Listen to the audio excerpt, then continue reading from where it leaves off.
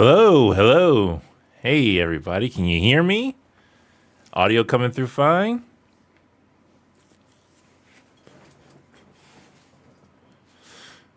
I'm not sure if that was extremely loud for you guys when the stream started because I have to turn my audio up super loud when I'm doing stuff that's not streaming, but I'm still using OBS.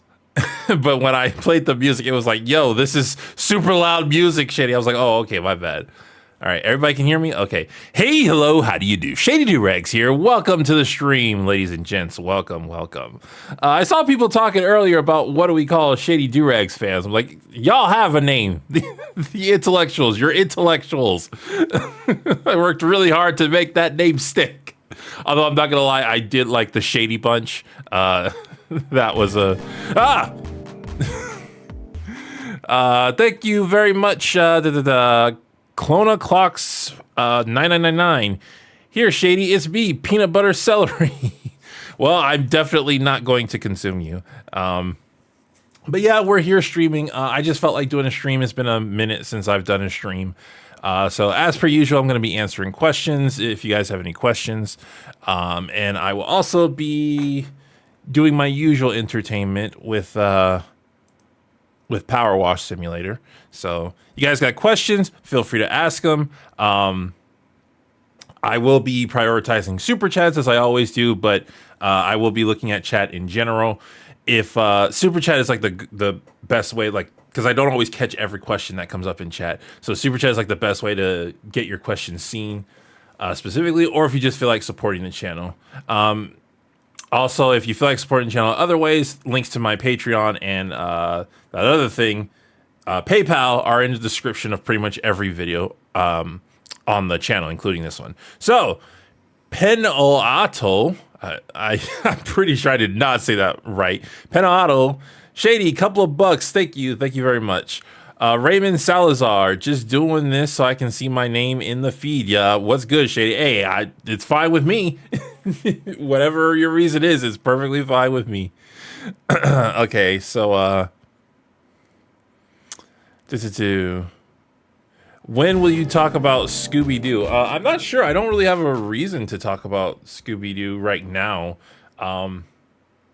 Like I've been trying to watch Mystery Inc., or trying to get around to watching Mystery Inc., but there's just so much things to watch. And I'm known for reviewing old content, so like the more time that goes past, the more things become old content. Like I just saw the first episode of Regular Show, and I was telling people forever ago that I was going to watch Regular Show. I'm still trying to get through Better Call Saul, because Better Call Saul has really, really high highs, but it has a lot of cringe moments, and I don't do well with cringe. Favorite Christmas movie, that would be A Year Without. I think it's tied between A Year Without a Santa Claus and Santa Claus is Coming to Town. I really love both of those movies, and a very close second is the live action How the Grinch Stole Christmas. I know some people get annoyed at that movie, but I absolutely love that movie. Geez, first 10 minutes and I already need water. It's pretty toasty in here because my heater's on. My heater's on because it's cold outside. Well, it's not cold outside, but it's chill. It gets cold outside, so I have the heater on. But I've also got all these lights on me, so it's pretty warm. You like Flapjack? Yeah, I like Flapjack. I've seen Flapjack. Flapjack came out during the time where Cartoon Network was kind of going downhill. Yeah, Flapjack and Chowder, which were the good shows, but there weren't too many on there. All right, so I'm going to go ahead and start a job because I saw a new one. I went to the wrong spot. Bonus jobs. I saw, well, not a new one, but one I haven't done. This one. I haven't done this one. Stupid Idiot. Thank you very much. I love your name. Hi, Shady. Love your videos. Keep being an intellectual. Don't tell me what to do. I do what I want. Hydrate before you dihydrate. The live action Grinch gave me nightmares as a kid. I mean, I could see that because the Who's are kind of scary. How old are you? I just turned 32. I'm in my I'm a millennial. In my lower 30s. I'm always kind of hesitant to answer the age question, but I'm like, Shady, you told everybody how old you were before. Christian Johnson, thank you very much. Scott Pilgrim Takes Off is coming out this month. Do you plan on doing any reviews of it? I don't have any plans to do. No, I've never been a Scott Pilgrim fan. A lot of people have told me, like, I've never actually seen it. A lot of people told me, Shady, you would really love Scott Pilgrim. And I'm like, yeah, I know, but it's kind of mainstream. I'm not sure how to pronounce that name. Is the name Sar? I'm not sure, but thank you very much for the donation. I appreciate it. Yeah, I usually do a birthday stream, but this past September I took the whole month off because August I went out of my way to make sure I did. Do I have the right thing? Yeah. August I went out of my way to make sure that I released a video every single week. And after I was done with it, I was really just out of it. So September I took off, and then October I was supposed to come back sprinting, but that didn't really happen. Like I only got a couple of videos out. Well, I got 2 videos out, and then I managed to get the third one out right before November hit. So I was able to at least at the bare most hit my quota. Lady Leomon, thank you very much. Hi, Shady. Big fan, intellectual apparently. 2 things. When did you first don the do-rag? And is there a good boy girl who makes your day better? I'm a cat servant, always a fan. No, okay, so I don't have any pets. I can tell you that right now. I love both cats and dogs, but I don't have any pets. Wow, what a coincidence, Felicia Margarita. That's kind of scary. Oh my goodness. If I were a bird, I'd be 5 warrior puller, but my nest would be awful, so people could process that. When did I first don the do-rag? I've been wearing a do-rag since high school. I've always felt I looked really good in shades and do-rags. If you're talking about for this channel came out in 2015 when I was still in college. Okay, so once again, I'm kind of concerned that maybe this is too loud. So if this is too loud, let me know, you guys, because it's really loud on my end, but my volume and your volume aren't the same. So if you can't hear me over the spraying, just let me know and I'll turn it down on your end.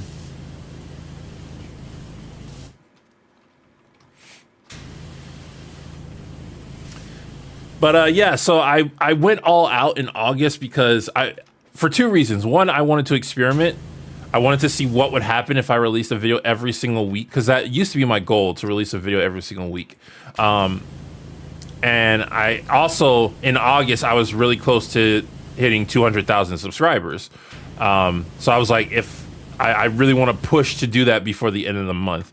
Then September came around and I took September off, and I did hit my goal, so that was really fun. I took September off. I only released a short in September, which was also kind of an experiment, because I kind of wanted to see what the channel's numbers would be like if I really didn't do anything. Ultimately I didn't want to do that. That was more of an opportunity kind of thing. Like ultimately I didn't want to take a whole month off, but I was really tired and I was like, well, something good can come out of this. I can do an experiment on the channel. During the time I was off, and also shortly after, I kind of realized that I'm really happy with where I am in terms of my YouTube channel and writing scripts and stuff, my YouTube videos, but I'm not happy with myself in terms of entertainment. Specifically, I want to get better at being scriptless and doing things improv. So I've been working on that to do more improv stuff. I've been working on the second channel. I finally got, that was another thing, another big journey I went on. If you don't follow me on Twitter, I started recording videos again for the second channel, which is, it's mostly a gaming channel right now, but I plan on making it do more stuff. I started doing that, and I did 4K footage, and I didn't realize it, but apparently my computer can't handle editing 4K footage because it doesn't have enough memory. So I went on like a really long journey to figure out how I could get some more memory. You know, my instinct was just to get another external, and I would just use that. But then I found out that externals are actually not a good thing for editing. Like, you shouldn't be using them for editing. They slow your computer down. And the best thing for editing, the best thing for editing is a, why can't I think of the word? It's it's the main thing memory in your computer. For some reason, my brain is derping on it, but the hard drive in your computer, that's the best thing for editing. But obviously, they only make those go up to like 4 terabytes, and that's not going to be enough for 4K editing. So the next best thing was what's called an NAS system. I forget what NAS stands for, but it's basically a mini server in your building, and your computer hooks up to it, and it's not as fast as the hard drive, the internal hard drive, but it's the next best thing. And it's really expensive. So my plan was to kind of save up for one because it's extremely expensive, especially if you want one that's specifically built for editing, which I was like, no, because that thing is way too expensive for me to ever justify buying one. But then I realized that my apartment that I live in is not set up for it, because you need to use the Ethernet ports in your apartment, and my apartment is not, or in whatever building you're in, and my apartment is not set up for it. So after all that, I wound up doing the external solution, and it works. The external solution works. It like they say, it slows up the computer sometimes, but it works fine. So yeah, I've gotten several videos for the second channel done. I haven't uploaded them yet because I kind of want to get a backlog of videos. I'm probably going to start allowing them to go live at the beginning of the year. And another thing I did was I was on Adam and Sitch. I appeared on Adam and Sitch, and I appeared on EFAP. Adam and Sitch went great, had a really fun time. Adam said he'd look into inviting me again on that show. EFAP, I had fun, but it definitely could have gone better. Because with EFAP, if you guys haven't seen the episode I'm on, it's the Ratatouille episode.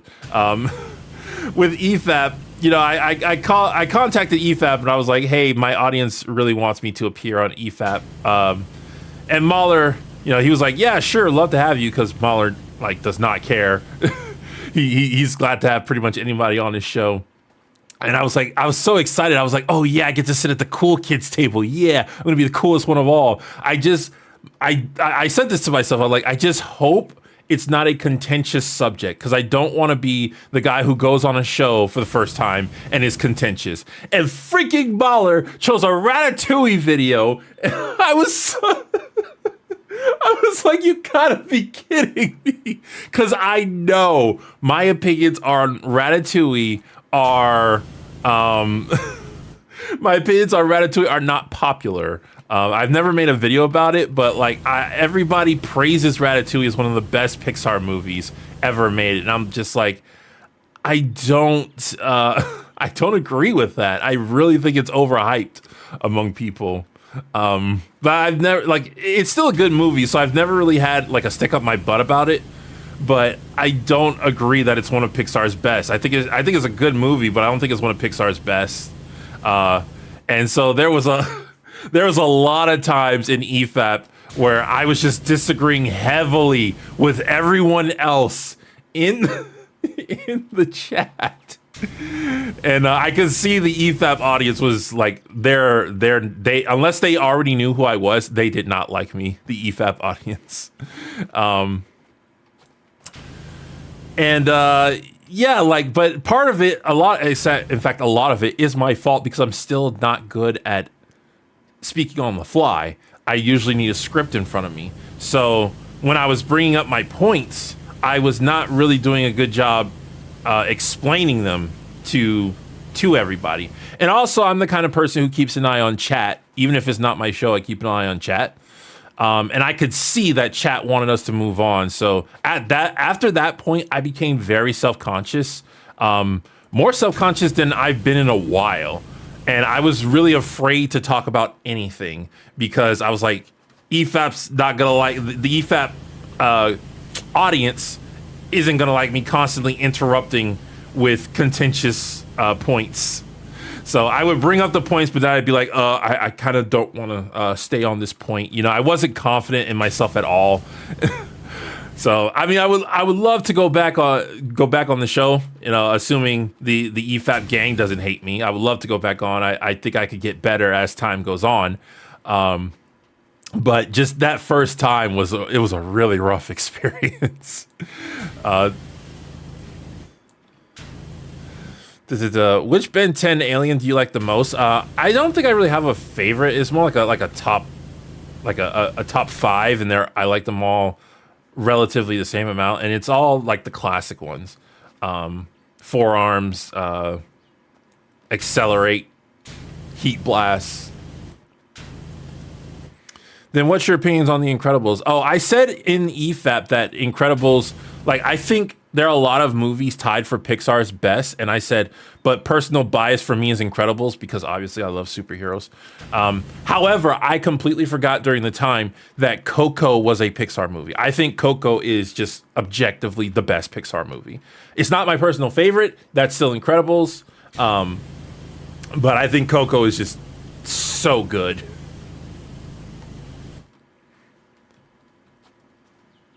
Shady, you ever gonna review any of the Spawn HBO animated series? Keith David is godly in that as Al Simmons. There's a lot of things I could review. I can tell you what currently I am I have on my mind to review. Because obviously I could review anything if I find something to review about it, or if I think there's a big enough audience for it. But the things I'm currently focusing on are superhero stuff, mainly Static Shock and Justice League, because that's one that you guys have really. Oh, the audio just cut out. Hold on. This might be my Wavelink. Yeah, it was Wavelink. I have a Wavelink which hooks up to my microphone, and it likes to do stuff. But yeah, superhero stuff, mainly Static Shock and Justice League, but I'll try to look into some other superhero stuff. I've gotten a couple of requests for Earth's Mightiest Heroes, which I would love to talk about, but I need something to talk about before I could talk about it. Because Earth's Mightiest Heroes is fantastic. Obviously, King of the Hill, though my last King of the Hill video didn't do that good. I mean, it still did good for the channel, like channel views, but King of the Hill's videos usually blow the other videos out the water. My last one about entrepreneurship didn't do that well. That might have been just because I was just coming off of my vacation, but even still, like I feel like people just really didn't like that one in particular, or didn't care about that episode. Not that they didn't like the video, they just didn't care about that episode. King of the Hill, obviously. Daria, I think Daria is when I go into my analytics, Daria is the top of the searched topics. So Daria is probably next on the list for videos I'll be doing. And there is, I'm looking into doing a Danny Phantom episode. I started writing a script for a long time ago, but it wasn't coming out right. So I'm trying to look into doing one of those. And I think that's it for my immediate plate. Like, obviously, there's things I could consider doing at any point in time, but but Daria, Static, Justice League, and there's one more I'm forgetting. There's like 4 shows on my channel that instantly get high views whenever I post them. How you feeling today, man? I'm feeling pretty good. We'll see how that goes, because lately, whenever I talk a lot, my sinuses start acting up. I have no idea why. Maybe I just need to dust more. But I left my air filter on for a good 5 hours before I started streaming, so there shouldn't be any allergens in the air, but it's just whenever I start, like, I've noticed this in my recordings too, and it really annoys me because it throws off my inflections. That when I start talking for a long time, my sinuses they just completely act up.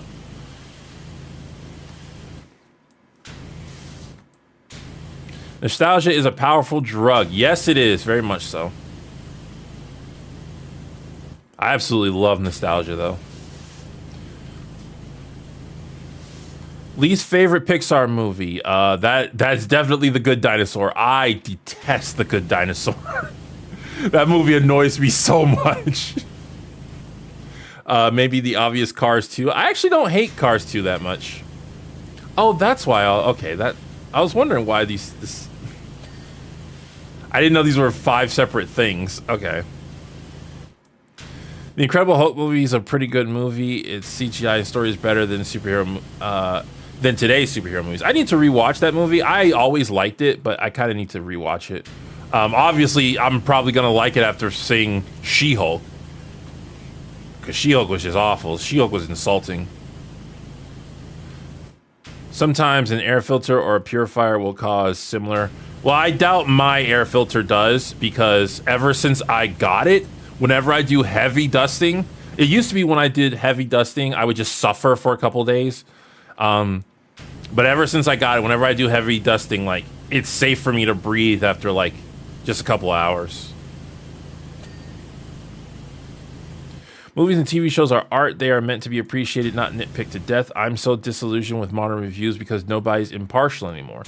Well, they are meant to be appreciated, not nitpicked to death. People who nitpick things to death appreciate art.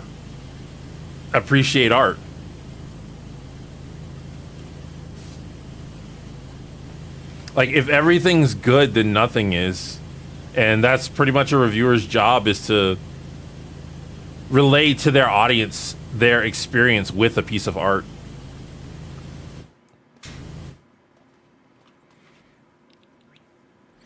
I see everyone hates this She-Hulk show. Very interesting. Well, not everybody hates it. Cosmonaut Variety Hour doesn't hate it.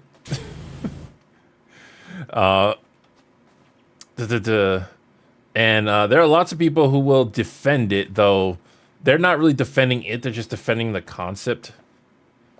I don't really see those type of people talking about what's good. I think, though, Doug Walker had one of the most annoying reviews of it for me, because, and I like Doug Walker. I know a lot of people have criticisms of Doug Walker, and I do too, but ultimately I do like Doug Walker. But I did not like his review of She-Hulk, because he didn't finish it, which is fine. You know, if you want to do a limited review on something, that's fine. You just need to acknowledge that it's a limited review. But he didn't finish it, and then he says that he thinks everyone is overhyping how bad it is. I'm like, I don't think that's a valid criticism to make when you haven't finished something. And he went and said, yeah, I went and I didn't finish it, but I skipped to the last episode because everybody said it was interesting. And I'm like, that's a completely different experience when you do that. Because one of the major complaints about She-Hulk was that you're going through the show, whether it's earnestly or as a critic, you're going through the show and you're watching the plot, and then the final episode smacks you in the face for trying to get invested. So someone who skips to the last episode really does not have a full perspective of the last episode. It's like, oh, you were invested in our plot? Well, too bad, we're removing the climax. And of course, it just came out, She-Hulk's budget for each episode, and everybody's like, oh my goodness, are you serious? She-Hulk ticks me off so much because it insults both superheroes and storytelling. And those are two things that I'm very passionate about. And it just insults both of those things without knowing how to handle them.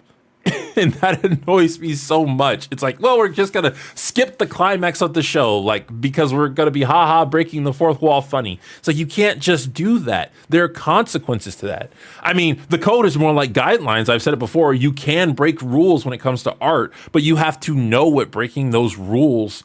You have to know what the consequences of breaking those rules are. She-Hulk removed its climax and didn't replace it with something of equal value. So it really comes across as awful. And then it constantly makes these critiques about superhero movies. It's like, oh, we can't, ending a superhero thing on a big CG battle, we always do that. We want to do something different this time. It's like, did you watch the actual Marvel stuff? Because yeah, there are big CG battles, but they don't just have them. Those CG battles correlate to the characters. The characters are going through a journey, and because it's a superhero show, the big CG battles wind up being the satisfying part of the journey. Like, it relates to the character. You didn't do that. It annoys me so much. And that's one of the criticisms I have with, although I can't really talk about this because I'm so far behind, but that's one of the criticisms I have with Miraculous too. Because Miraculous is trying to parody superhero stuff, but it shows it really doesn't understand superhero tropes.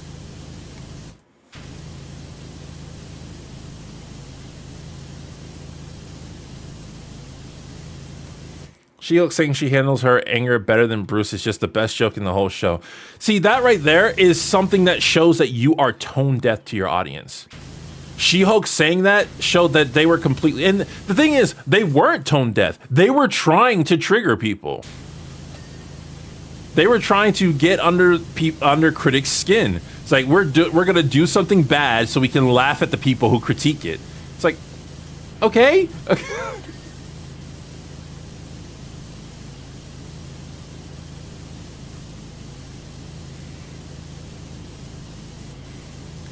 Are you going to watch Invincible Season 2 now or when it all released? I keep forgetting when that Invincible is out.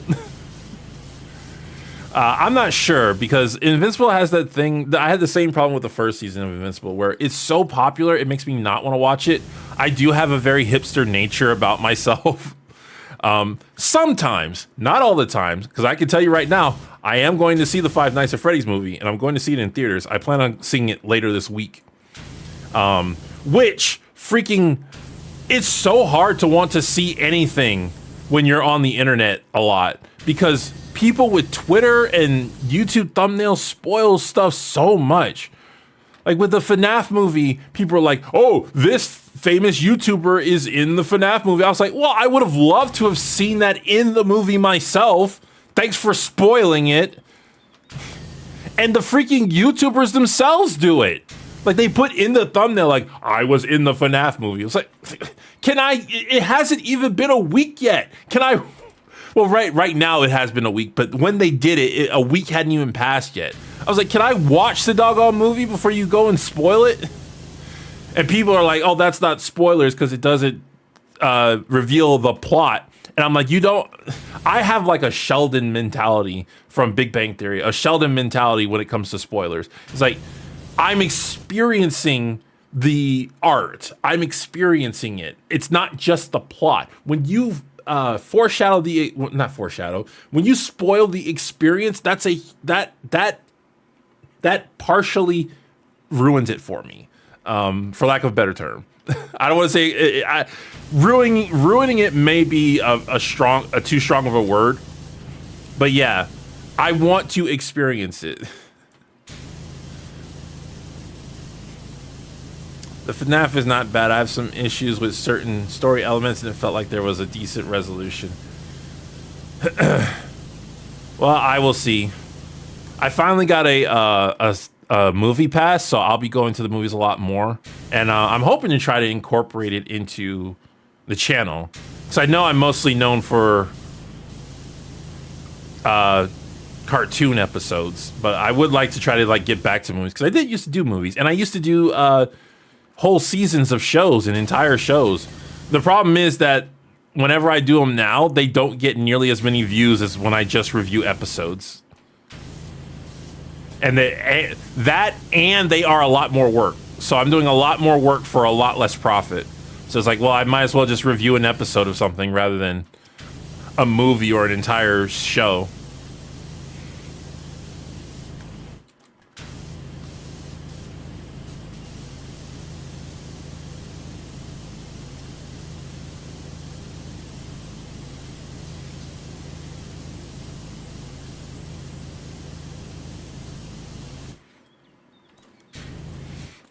The two movies I plan on seeing that are coming out soon are the FNAF movie and the new Trolls movie. Because I actually like the Trolls series. Like, I don't know, I kind of consider it like a guilty pleasure. Though I haven't seen the Trolls series. I've only seen the movies. I started to watch the series and then like I immediately dipped out. Well, since it's superhero-ish as well, what did you think of the Cartoon Network series Storm Hawks? I don't think I ever saw that. Played it in games recently besides this one. I've already started recording the streams for my Kingdom Hearts marathon, where I'm planning on playing all the Kingdom Hearts games. And like I said, I'm probably gonna release those videos at the beginning of next year, after I've made like a backlog of recordings. Other than that, I'm still trying to get back into video games. It is a very slow process. I've been playing the Fallout games because those are just my casual games. League of Legends is also my casual games, like I played all the time. I also started playing, what's that game called? Hold on, let me look through my, it should be somewhere here in my Steam library. Where is it? Frostpunk. I started playing Frostpunk because it was like over a year ago, somebody donated money to the channel specifically because they wanted me to try Frostpunk. So I went and I bought the game, but I didn't play it until like a year later.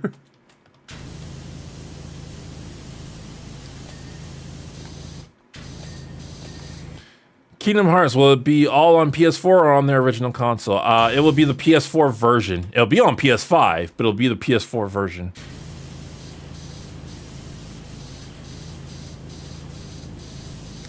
Every time a big game is close to release, this always happens, so now I'm very skittish.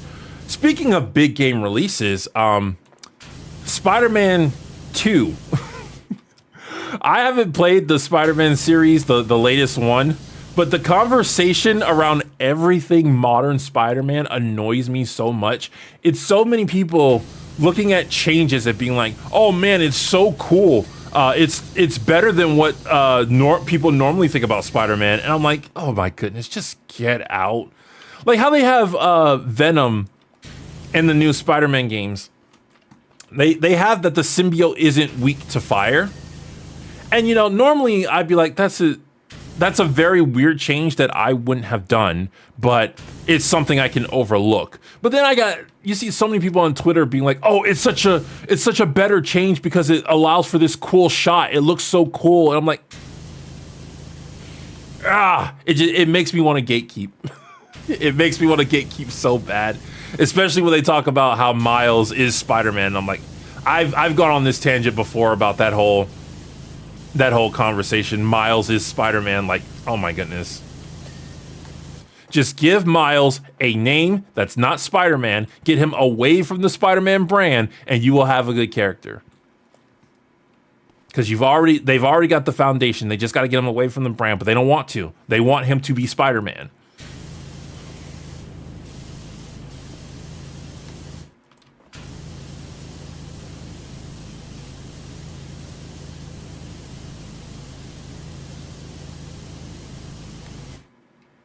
What's a worse weakness to have, ice or fire?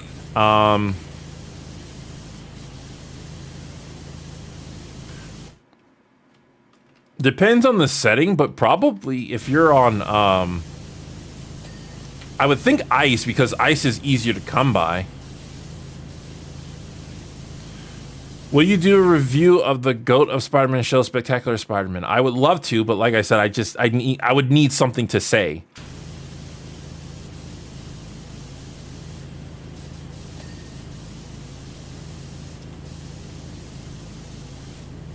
Can I get up there? Where's my ladder? I can get up there. Oh, is this place symmetrical? Oh, it is. Okay, I didn't know that. I don't mind Miles being Spider-Man, but for a long time, one of the biggest criticisms is that he didn't feel like his own person until Spider-Verse fixed that. See, my introduction, I already knew who Miles was, but my introduction to his personality was Spider-Verse. But apparently Spider-Verse did him better than what he was done in the comics. Because the history of Miles is he was created as a token character. Like, that's why he was created. The person who created him was inspired by Barack Obama. Ultimate Spider-Man had just died. I loved Ultimate Spider-Man, by the way. That's one of the few series I've read all the way through. Ultimate Spider-Man had just died, and so they replaced him with a black Hispanic character. So already not the best start, but fine. But a lot of people were liking him. And so he became Spider-Man of his universe. And I'm like, you know what? That's fine. That's fine. If he's the Spider-Man of that universe, that's fine. I still miss Ultimate Peter Parker. I think Ultimate Peter Parker was great. But it's fine if Miles is going to be the Spider-Man of that universe. Then they did the Secret Wars, and he got pushed over to 616. And a lot of people were like, replace Peter Parker. And I'm like, no, that's a bad idea. And Marvel didn't replace Peter Parker, but they made Miles keep the Spider-Man name. I'm like, if you're gonna push him to 616, give him a different name. Oh my goodness, it is so confusing that there are two Spider-Man. That doesn't make sense. That there are two Spider-Man, that there are two superheroes with the same name. Like, that doesn't make sense. And then people are like, well, Green Lantern and the Flash. Well, nobody said Green Lantern because everybody knows Green Lantern is a bad comparison. Because Green Lantern, that's not his name. Like, that's his job. The Green Lantern is a job. It's just there aren't that many lanterns on Earth, but there are thousands in the universe. So, actually, now that I said, Earth actually has more Green Lanterns than any other planet, than any other sector. But yeah, they say Flash. Flash is the example they always use. Well, there's more than one Flash running around, and I'm like, yeah, and it was bad when they did it too. It was the exception to the rule. People just kind of accepted it, but they still shouldn't have done that. Oh, two Flashes running around. I didn't even see what I did there.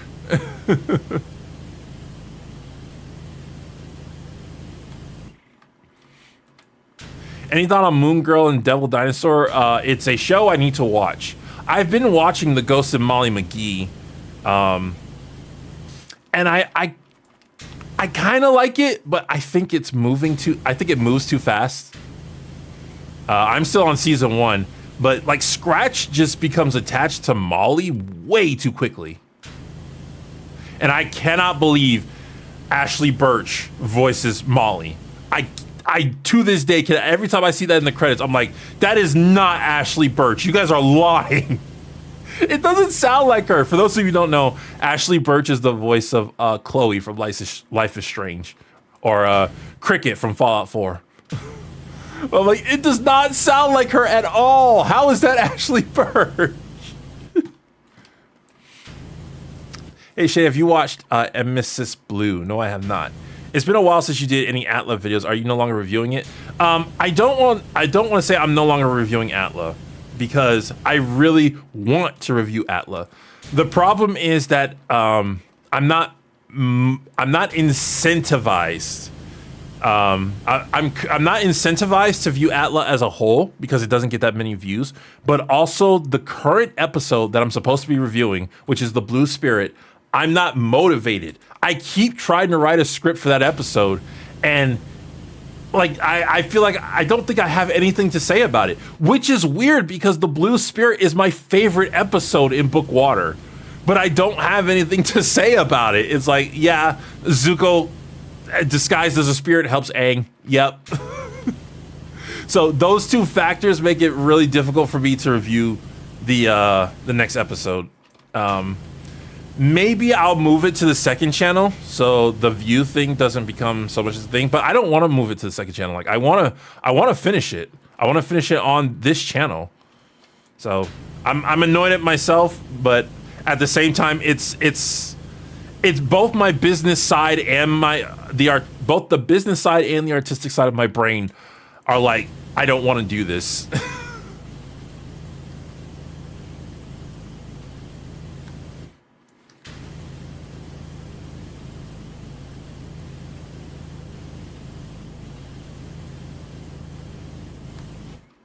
Maybe you can start by focusing on how it starts off showing Zuko's character. Okay, so a lot of people, when they hear me say I have trouble writing, they don't really understand what I mean by that.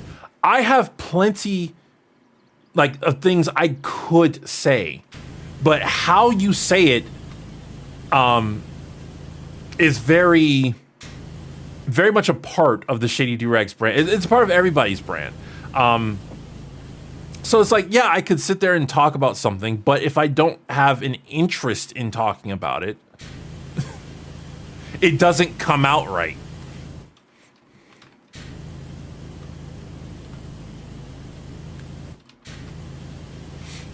Like there is not a single piece of media I can't that I have nothing to say about, really. I know a lot of times I say, well, I don't have anything to say. It's not that I don't have anything to say, it's not that I can't say anything.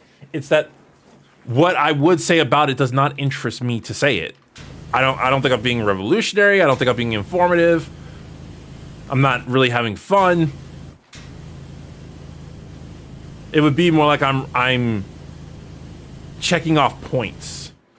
Will you do more Daria reviews? Yeah, I talked about that earlier. The next video is more than likely going to be a Daria video. It's like the most searched thing on my channel right now. Kermit Mahomes, thank you very much. Have you ever watched Aqua Teen Hunger Force? Yes, but not very much of it. I saw some of it when I was a teenager, but I didn't watch very much of it. It's been said before, so why bother? That's part of it, but not exactly. It's not just it's been said before. It's even if I want to say that, I don't have an interesting way of saying it.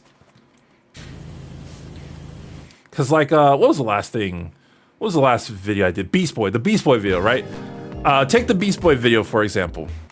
In the Beast Boy video, the scene where Robin intimidates Beast Boy. Beast Boy says, "That's a lie," and Robin says, "I'm going to ask you to keep your voice down," and then he just stares at Beast Boy.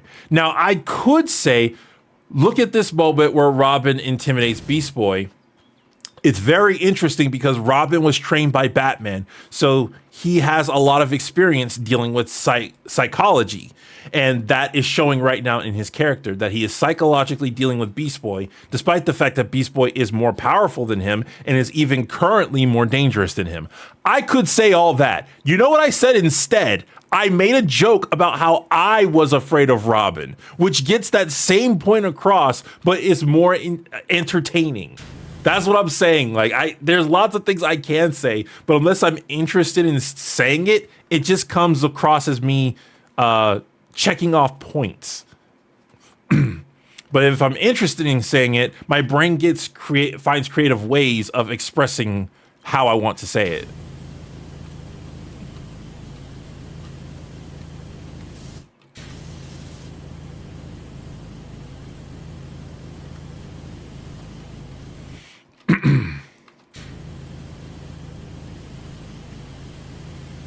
How do you feel about modern Marvel movies? Well, I don't watch modern Marvel movies. I stopped watching Marvel after No Way Home, and No Way Home ticked me off.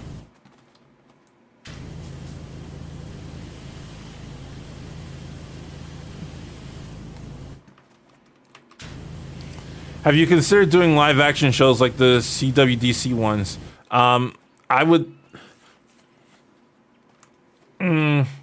Yes, I have, and I am currently watching live action shows. It's kind of difficult because when you're running your channel, you have to kind of think like, what does my audience want to see, as well as what do I want to review. And right now the channel is so heavy on cartoons, millennial cartoons, that it's difficult to stray from that path without justifying it. So if I really want to review something, to me, that's justification enough because I really want to do it.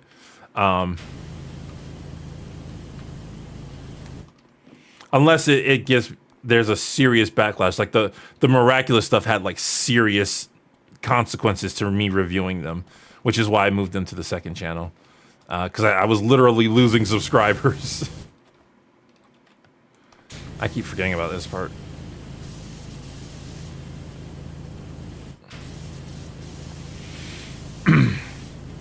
Sup, Shady? Greetings from Canada. Hello. What's your opinion on Batman Beyond? I was never the biggest fan of Batman Beyond, but objectively, it's like, from what I remember from it, it's really good. I was never personally a big fan of it.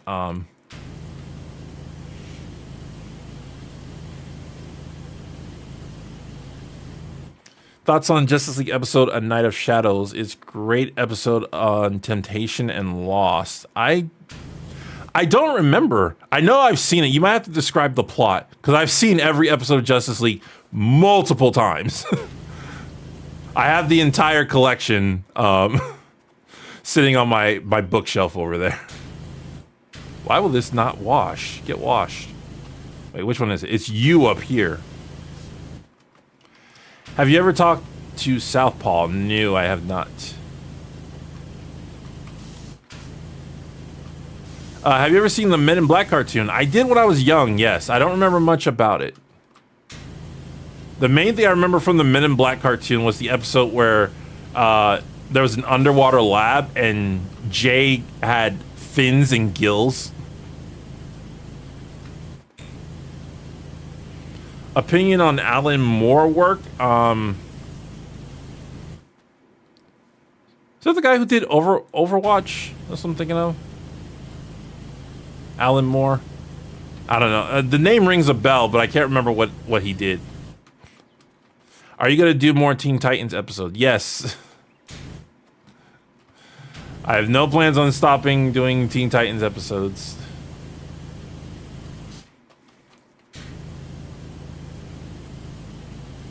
Wait, Shady streams? Why am I learning this now? Because I don't stream a lot. Like, I stream every month or every couple of months. Mainly to, like, give my audience a chance to ask me questions that they really want to ask me, or to communicate with me in any way. Really, it doesn't even have to be questions. It could be, like, suggestions for videos or anything, really. I also do have a Discord where I answer questions. Here, let me type that. I believe that's a command. Let me type that in here. I also have a Discord. If people want to join that and ask me questions, they can. I'm not on it a lot, but I do answer the questions on it. And sometimes I do pop in chat, but it's very rare.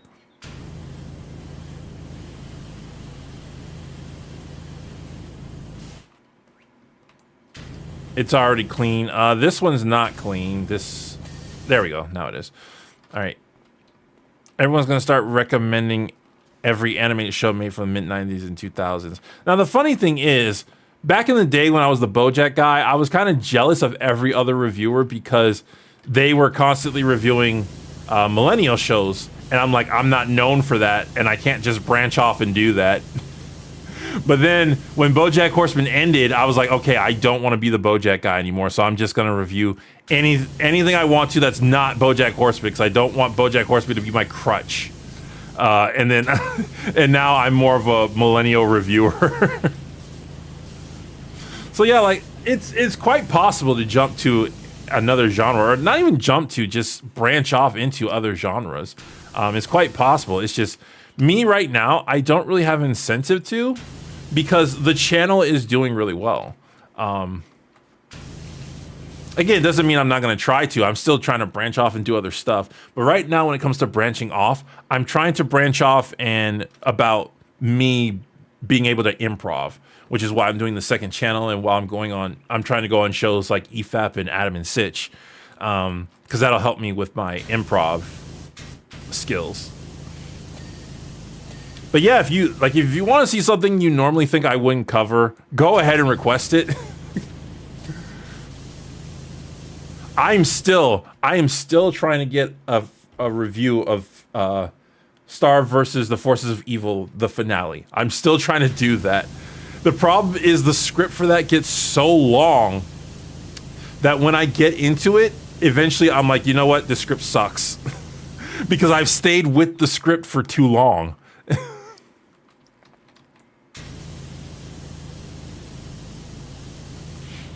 We are a generation raised on whose line is it anyway. Now the thing is, me and my improv is I've actually done really good improv when I have an audience in front of me. The problem is when I'm just talking to a camera, that's when things get difficult for me because I can't gauge audience feedback. So I don't know if what I just said was funny or cringe. Or sometimes I'll get delayed feedback, like right now, and when I'm in a stream, I'm looking at chat, but the chat is delayed, so I can't instantly react off of everything. Although probably my biggest weakness with not being non-scripted is I go off on tangents and I trail off in my thoughts. That's one of the reasons it makes it so hard to explain things to other people, because I get lost in my own thought process that I forget what I'm talking about. Why don't you do a collab for Star versus the Forces of Evil? I am learning that me and collabs are not the best. Because I've done a few collabs, but they always stress me out so much. I don't want to say I'll never do a collab again. Especially like a really big YouTuber wants to collab, you know, that's very tempting. And I've seen some smaller YouTubers who I think would be great to collab with. I just think, me personally, I think I'm just bad. Like, I don't think I mix well with it. Because my ideas tend to just not mix with other people's ideas. And if I'm in charge of the project, then I can just override what they want. But if they're in charge of it, they overwrite what I want. And then I look at the final project, the final product, and I'm like, that could have been a lot better. The last collab was with Jar. Yes? No, the last collab on my channel was with Jar. The last collab I did was with Kitty Monk. That video's on her channel.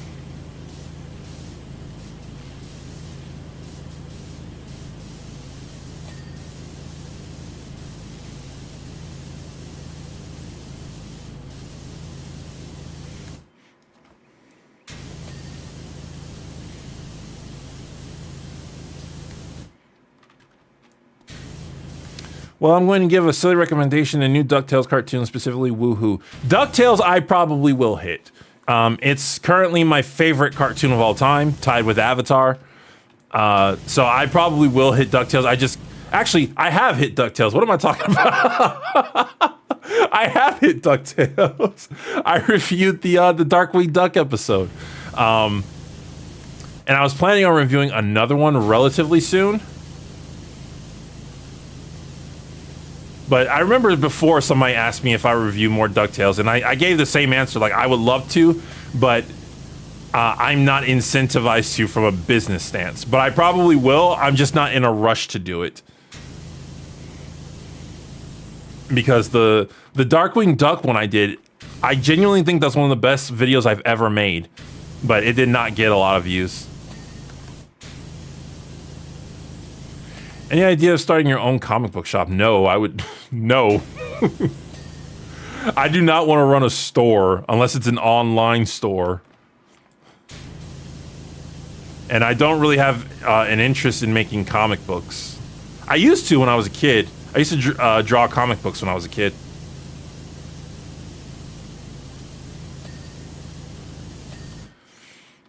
Will you do comparative video with old and new DuckTales? Not anywhere in the near future. I don't really care that much for the old DuckTales.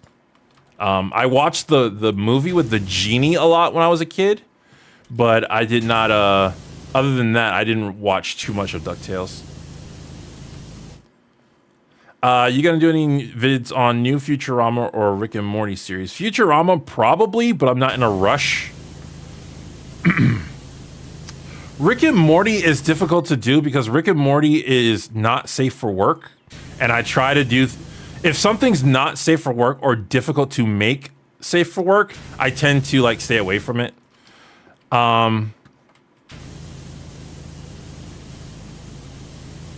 I've done Rick and Morty in the past, but they were like relatively short videos.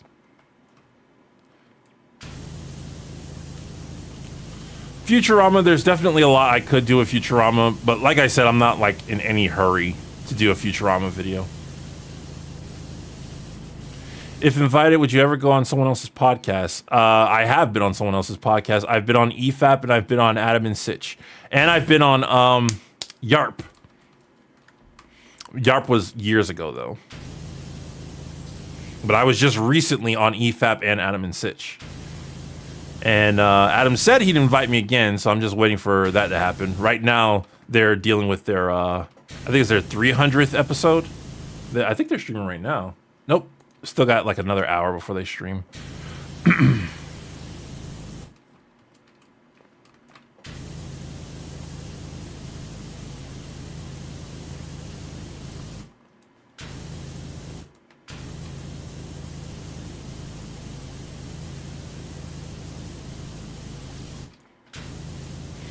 You know what series I would love to start back up again? The In a Nutshells. I love making those videos. That's another series that they didn't get that many views, so I'm hesitant to make one, especially when because I want to make one of shows like Ahsoka and Loki. Like I think those would do really well. But I have to watch an entire season of something I know I'm not gonna like, get the footage from it, and then hope it does well. Like it's not hard work, but it's very tedious work. Like I could be making a video about King of the Hill or Justice League that I know people on my channel are gonna watch, and it takes a lot less effort to do. Or I could be doing that, which tends to be funnier, but a lot less people watch.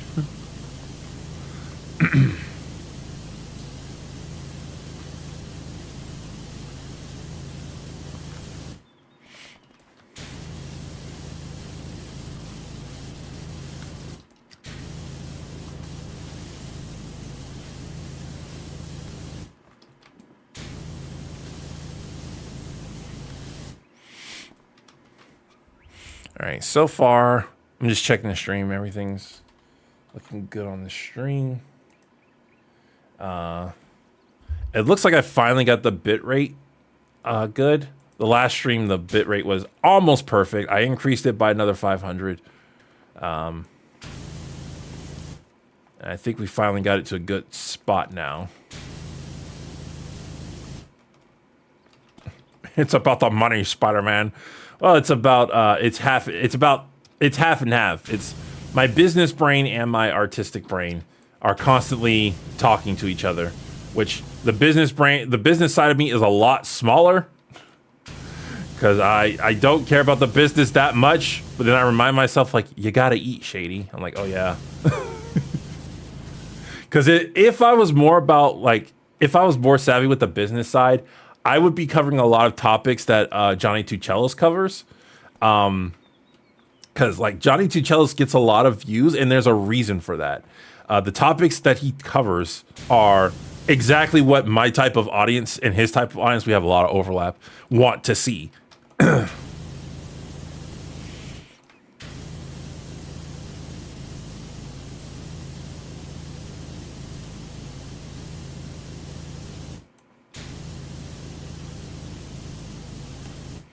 There's an episode in Daria that I always think about when it comes to art versus business.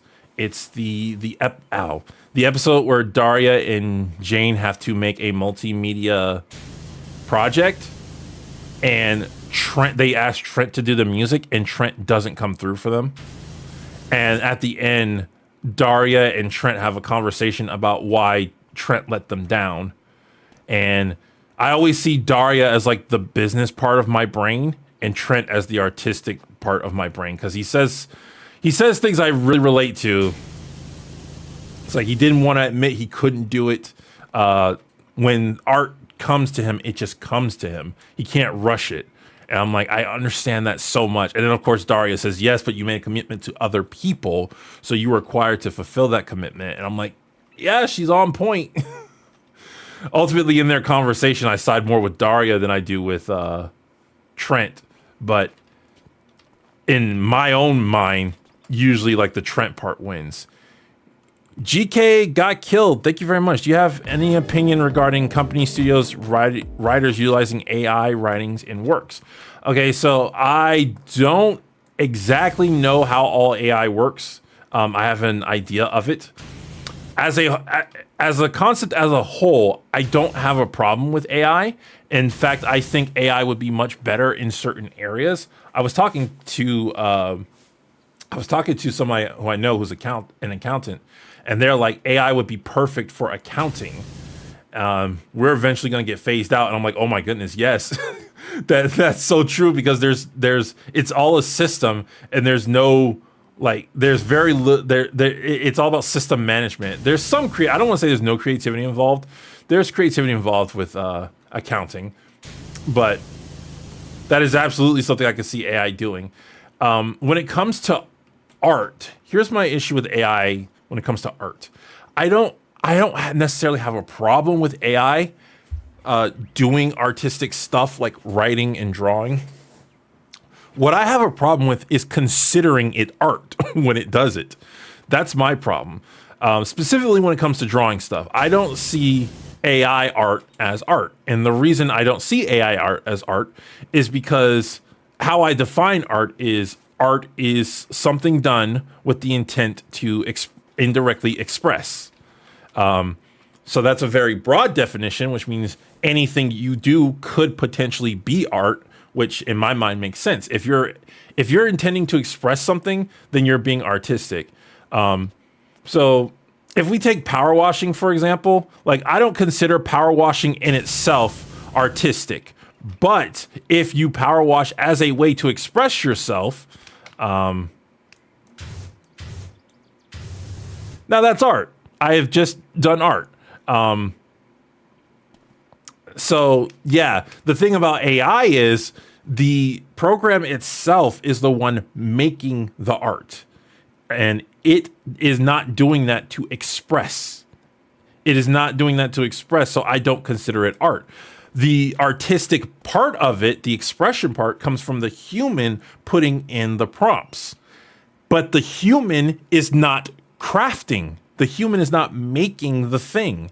So if I have to consider a human who tells AI art to make stuff, then I have to consider a commissioner who tells an artist to paint something until they like it. I have to consider them an artist. And there are some people are going to say, yeah, that makes sense. The commissioner would be an artist. And I think there's part of an artist in the commissioner. But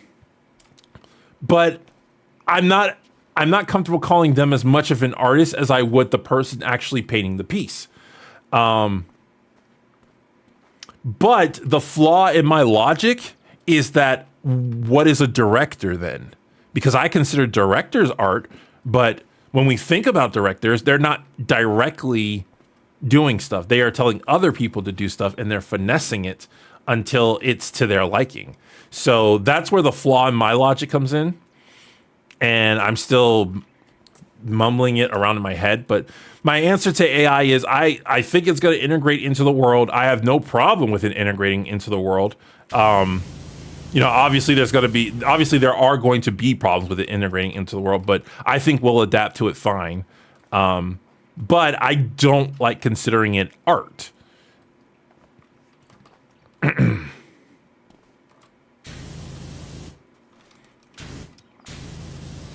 My understanding definition of art simply means anything you create or your, I think I'm supposed to say of, your own imagination and becomes reality is art. So technically, if you think about it, anything you create can be art.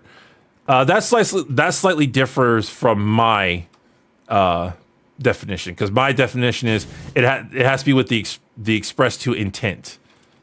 The intent to express. Ryan Miller, yo, ever consider covering any type of anime? I will probably never cover anime because anime is so hard to get past copyright because Japan is ruthless. Japan is very annoying with how they don't care about fair use. That's the main reason why I would probably never tackle anime. Art requires craft and personal touch, not software to do the work for you. Oh, hold on, I didn't read the name. This is Benjamin Boswell. Thank you very much, Benjamin. Art requires craft and personal touch, not the software to do the work for you. Even commissions require the art of direction and guidance to a vision. Yeah, I mean, I wouldn't use the words personal touch. Like I said, intent to express, indirectly express.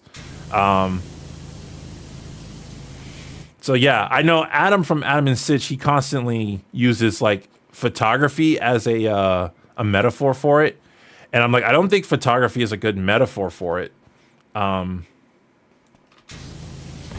Because with photography, you are still personally creating the piece. Like, yes, there is a machine involved, but the machine is not intellectually creating the piece. You are intellectually creating the piece.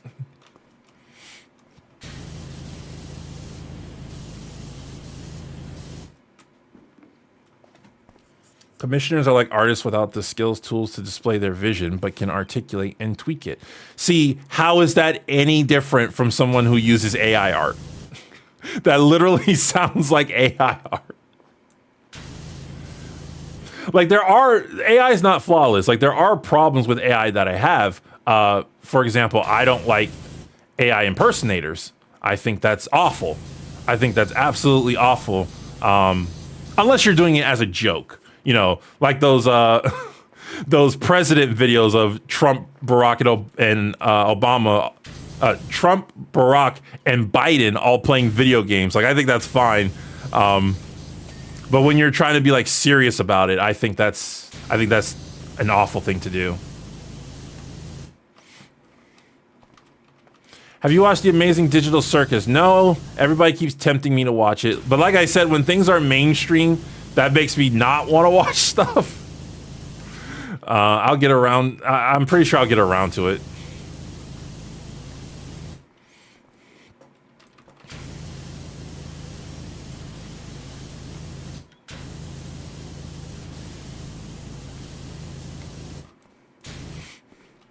Oh, yeah, so it's mainstream, therefore it is. Oh, wow. My chat had froze for a second.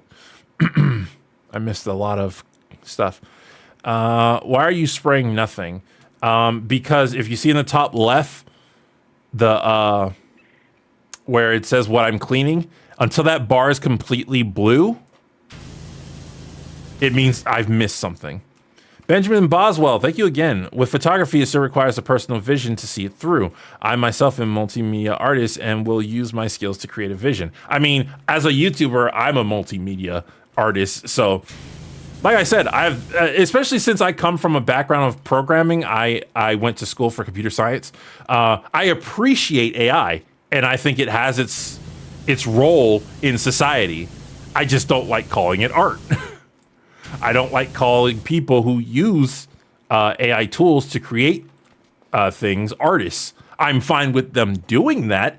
People who say like they're stealing from other artists, that I don't believe. There are some who legit steal from other artists. I've seen them. But I think just in general, by using an AI program, I don't think you're stealing from other artists. I think all artists get their visions from other artists. So I have no problem with people using AI tools. I just don't like calling them artists.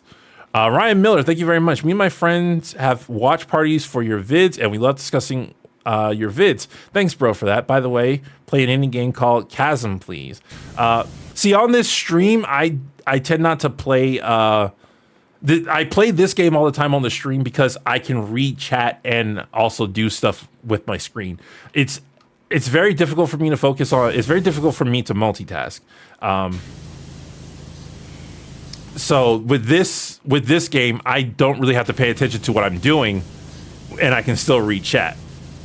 Because I tried playing like Papers, Please, and that was fun, but I could not multitask. I tried playing a settlement builder, And again, that was fun, but I had a hard time reading chat. Benjamin Boswell, thank you again. Also, I will continue to super chat you to make more videos. Keep it up, and I hope to collaborate with you one day as a game dev animator. Oh, that would be cool. I do want to get into game development. I've had Unity on my computer for the longest time, but you know, with the recent drama in Unity, it's probably finally time to get rid of it. But yeah, that's like, I've never lost interest in being a game developer. I've always wanted to do that ever since high school, which is part of the reason I went into programming. I went into computer science because when you come out of school with a computer science degree, you can pretty much do anything that involves programming. And did I read both these super chats? Yeah, yes I did. But yeah, you could do anything, but my mainstay was like app development and video game development. And I want to get back into video game development. And I know a friend of mine who is a software developer, which is funny because we went to college together. He didn't go for computer science. I did, and he got the software development job. But he went for, he's into software development, and he would love to get into the game making world as well.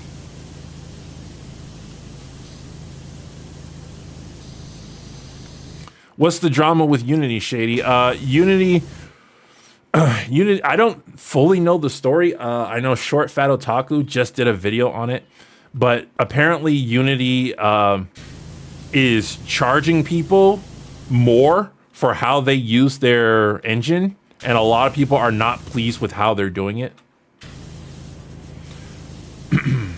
From what I've heard, the story was developing, so I don't know all of it, but from what I've heard, it was they were charging people per download, and people were like, that doesn't make any sense.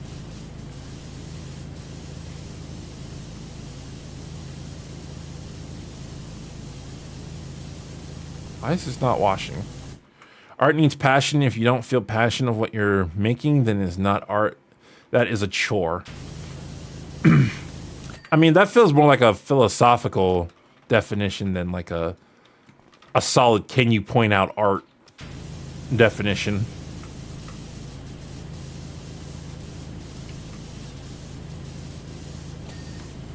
Yay, that's done. Okay.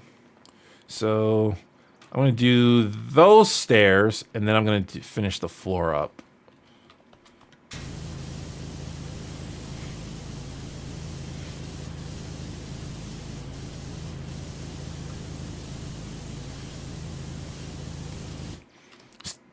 Benjamin Boswell again, thank you very much. Stick with Unity as it's the perfect beginner learning tool despite the stupid controversy. The ability to use multiple engines is also useful. Well, we'll have to see, because I'm not planning to do game development anytime soon, but I still love programming. Like every time I go and relearn Java, I'm like in heaven just doing stuff. So it'll probably be like a couple years before I actually try to game dev, because I need my YouTube to be in a place I don't have to worry about it, which I'm not sure if that'll ever happen, but because right now I'm a successful YouTuber, you know, 200K subs, that's successful. But I still worry about my channel all the time. I still worry that because I've seen channels die. I've seen it, and it's a very scary thing to think about. Now, obviously, if my channel died, I would adapt. I would go and do something else. I would probably become like a Uber Eats driver or something, because I can't go back to the 9 to 5. You can't make me. Yeah, but I've seen channels die that are my size or even bigger than my size. So I'm constantly keeping an eye on my own channel. Be like, oh, is this working? Is this good? Is it good to take a break now?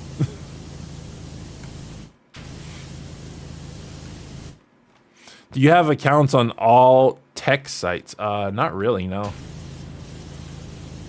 The main places I hang out online are YouTube and Twitter, and DeviantArt as well, but I don't do anything on DeviantArt. I just browse it all the time.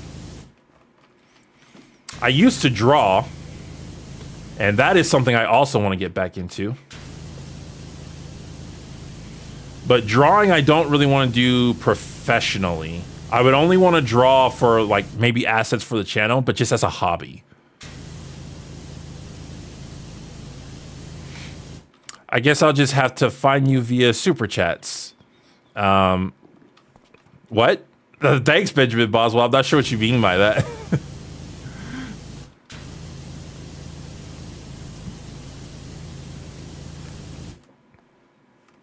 The scariest thing from them all, the 9 to 5 shift.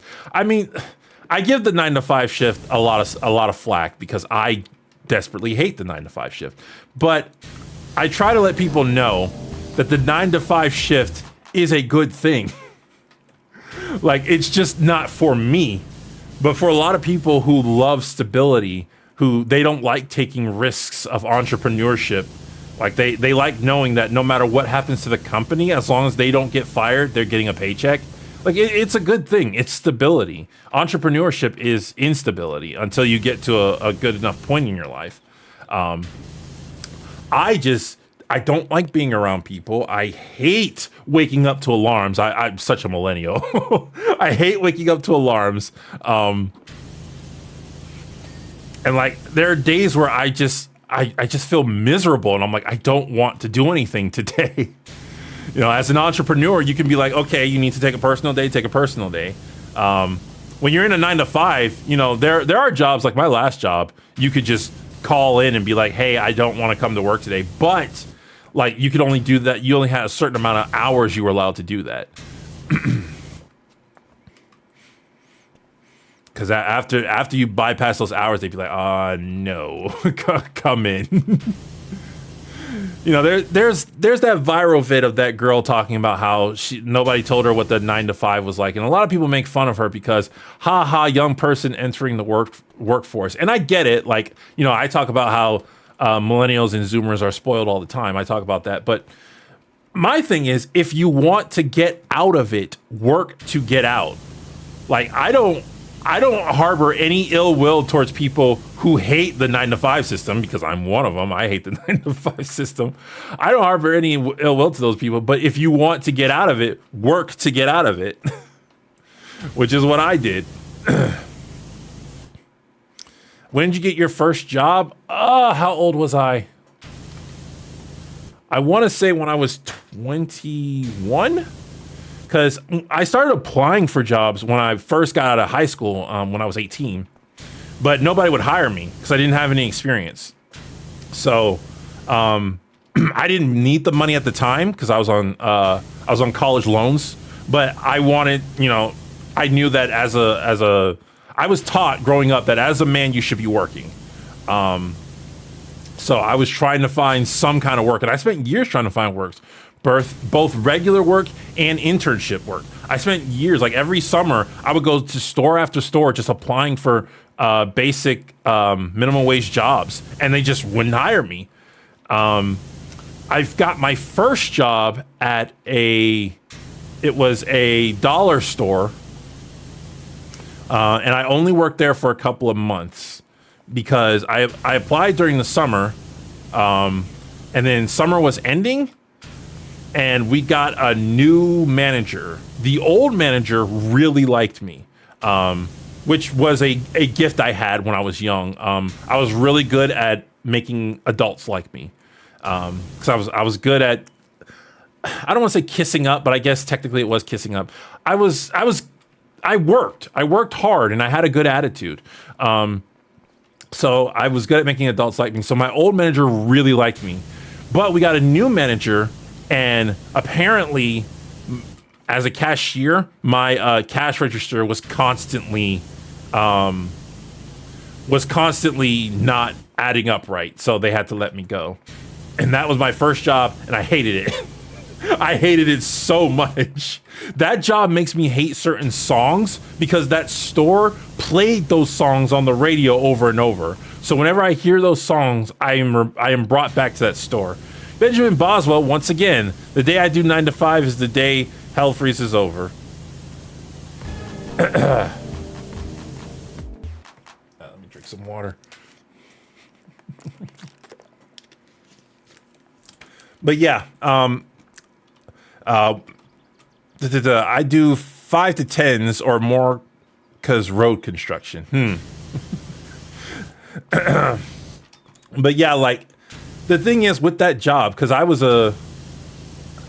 really in like because my dad taught me growing up like a lot of the stuff that I talked about in the Bobby entrepreneurship video. A lot of stuff my dad talked to me about that stuff. You know, specifically what he talked about was make it so that your boss can't live without you. Because if you do that, you'll have job security. Your boss will never be without you, but your boss will also never promote you. Which is why I talked about that in the Bobby Hill video. Because that's what happened to my dad. He had a boss that absolutely loved him, but because of that, she refused to promote him.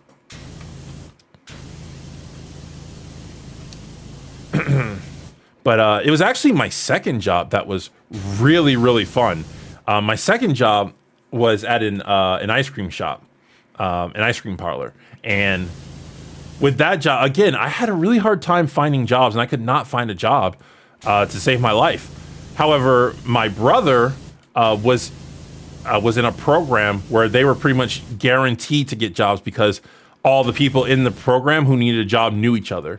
And so he found out I needed a job. He talked to his boss who gave me a job. And that was a great time because, man, a lot of times, like, I had a boss, but he wasn't constantly watching over me. And once I knew the system, like, when you get a hard worker in a like a fast food type environment, when you get them in there, it's actually really fun. As long as you're not breathing down their neck.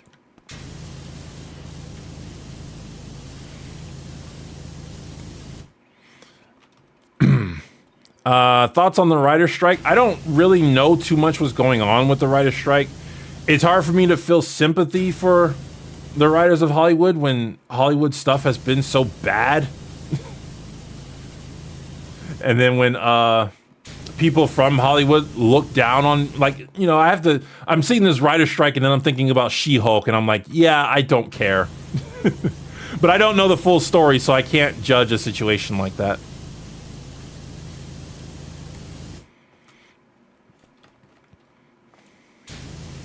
Hot take, you know how every company has workers and customer rights? I believe every company should require to have some sort of refund policy. I mean, like, if you're making ice cream, how do you refund the ice cream that people have eaten? Most places will have a refund policy because that's customer service, but I don't like telling people how to run their business. I don't like the government telling people how to run their business. I mean, obviously, there are times where that needs to happen. You know, monopoly laws exist for a reason.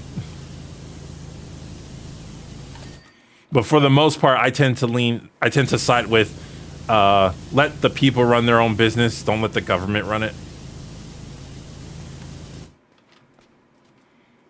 How do you animate during a live stream? I find it interesting. Animate. Oh, do you mean this guy? Because that's there are ways to animate during a live stream, but that's not what I'm doing. That's I say this all the time, and people get mad at me because they're like, "Oh, Shady, you ruined the magic." But I've said it before, so I might as well say it again. Like it's a bunch of stills. Once you know how to use OBS, it's a very easy thing to do. But there are ways to like animate stuff on a live stream. Like, you know, my background is currently the purple background. Hold on, let me move this out the way so you can see it. Oh, I can't see it. Hold on, is it this one? No, it's not that one.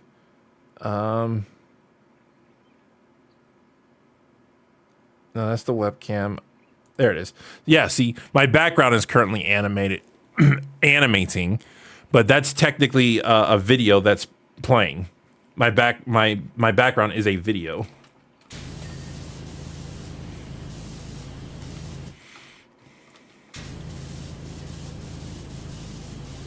Look, it's a PNG tuber. Yeah, or what are those things called?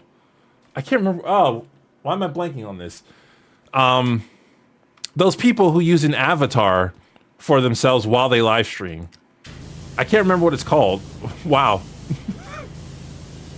VTuber, yes, VTuber. Look at the VTubing. That's how you do it. I have no idea how to do it. I would love to be a VTuber, but I would have to make an avatar for myself. I would absolutely love to be a VTuber, but that requires work that I have no idea how to get started on, and I've got other work that I need to focus on before I try to do that. I don't even live stream enough to justify it.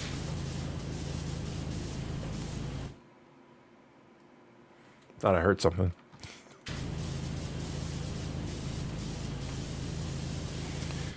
PNG tubing is the poverty option for VTubing. Excuse you. I'm a PNG tuber. I'm offended by that true statement. Benjamin Boswell, again, I do seal code all my... Hold on, this message is leaving me. Come back. I do seal code all on my own, so I do all the extreme hard to work that takes up my time, but I take all the profits. People need to know what they value. Yes. Yes, absolutely. That last part struck a chord with me. Shady Doorags, you could just pay someone to program it and make the model for you. Yes, I could. That would require money.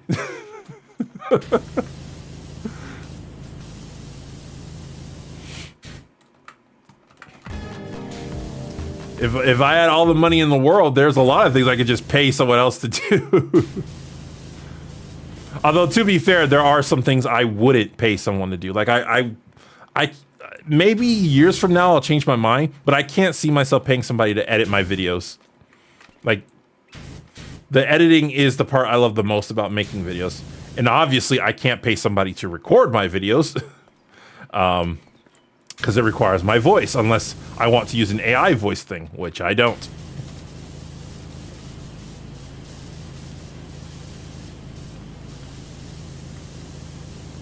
Why you no ding?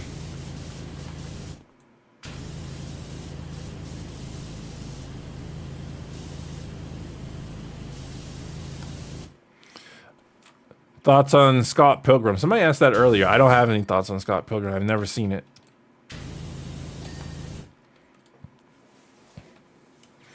Don't be a VTuber. I probably will end up being a VTuber. Because I like representing myself through a cartoon avatar. It's just fun to me. Like, obviously, I have no shame with people seeing this face. Like, I'm a pretty good-looking guy. I have no problem with y'all seeing this face. But I just, there's an appeal to a cartoon representing what I look like. There's clearly blotches on here, but it says it's clean. Have you watched some anime? What's your favorite? Have you? I'm not a big anime person now. I used to be. This is one of like the most frequently asked questions. Do I watch anime? Which is, I used to watch a ton of anime and then I fell out of it because there were a bunch of shonen anime that annoyed me. Those shonen anime being Naruto, One Piece, and Hitman Reborn. They all annoyed me simultaneously for the same reason. The pacing was awful. But that's because of, like, you know, anime filler and stuff. My favorite anime is Detective Conan, aka Case Closed. Somebody had another question that I was about to read, but it went back up. Oh, well, I missed it. Have you ever seen Gumball? Yes, I love Gumball. Benjamin Boswell, cartoons are fun. Mine is a depressed super being. My original cartoon was a basically Hydro Man. He could control water, but he was a superhero. His name was Water Guy. I made him when I was a kid, and then I eventually changed his name to Liquefy. Andrew Rowland, if you become a VTuber, your avatar should be in the style of King of the Hill. No, I would not do that. Absolutely not. No. I am not obsessed with King of the Hill. Okay, that's done. The King of the Hill thing is more for you intellectuals than it is for me. I review King of the Hill because you guys want to see me review King of the Hill.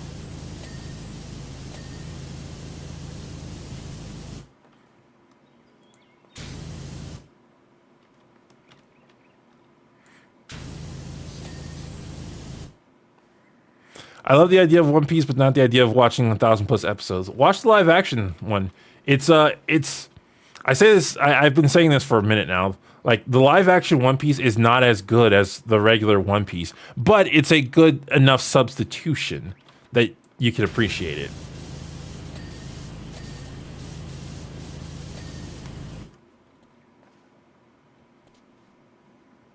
I will not be, well, no, I am the King of the Hill guy, but my identity as a YouTuber should not be defined by King of the Hill. And I don't want to set that up so you guys can do that. I would much rather be defined by like superheroes than King of the Hill. And then don't get me wrong, I like King of the Hill. It's just I am not obsessed with it. You guys are obsessed with it.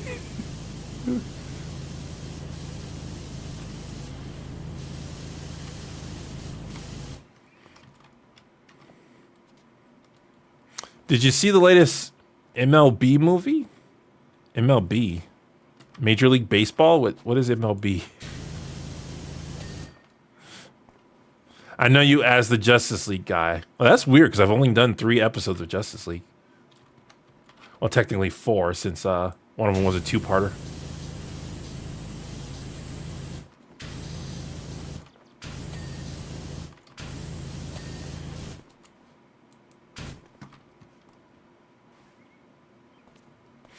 Oh, you're the Daria guy. I mean, that could happen. I would be very shocked if that happened. Because I feel like Toonrific Tariq was supposed to claim that title. I keep seeing stuff that...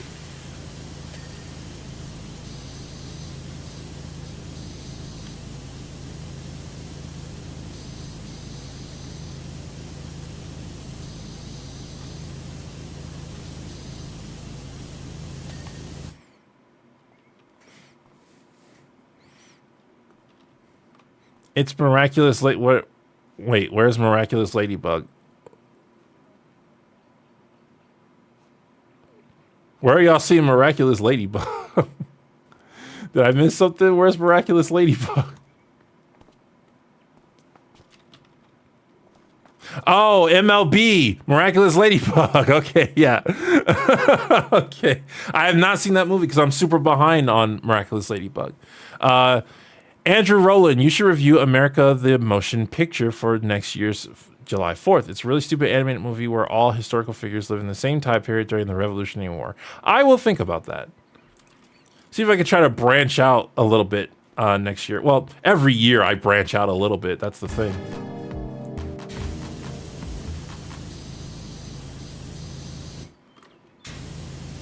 Yeah, it's a shame because my niece loves... Ladybug, and I like to watch it with her, but I can't watch the new movie because I'm behind. Purse, thank you very much. Just saying I like your channel. Pretty cool work you do. Thank you. Appreciate it.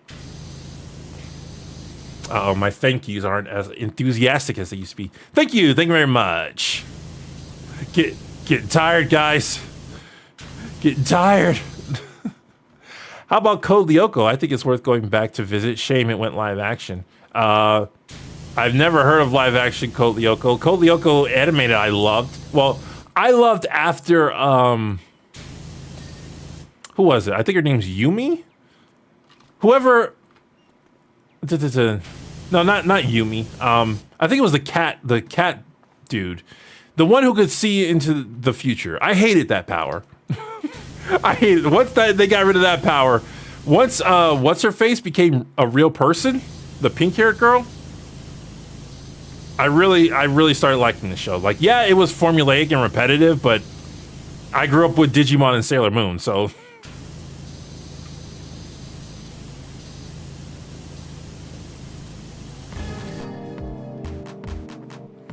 Hey, Shady, really love your content, man. Helps feel better after Japanese quizzes. Oh, somebody told me they really wanted me to allow members to be a thing, which I've been working on for a little bit, but like in order to have members on your channel, you have to have something to offer them. So I've been trying to make emotes, but I haven't gotten around to finishing them. So if I can, like membership stuff will come, partially because people have been asking for it, but mainly just because I want to give you guys the ability to make emotes. Emotes sound fun. Benjamin Boswell, again, thank you very much. You should play Hi-Fi Rush. It's amazing. Hi-Fi Rush. See if I can get a notepad doc and write that down. Notepad, where you at? I need you.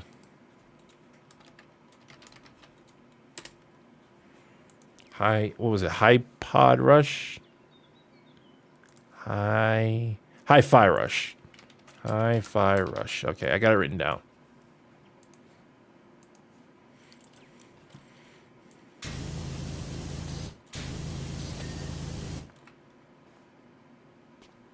Did you watch Digimon Ghost Game? Is so good. It makes love Digimon again. No, I have not.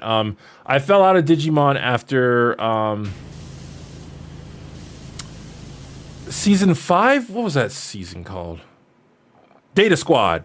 Yeah, I hated Data Squad. I tried to watch Cross Wars. It seemed good, but I think at that point, the Digimon genre itself, like, just wasn't in me anymore. Like, I could still watch the older seasons because of nostalgia, but the newer seasons, like, just weren't doing it for me. Because I did try to watch Cross Wars. But, yeah, I hated Data Squad.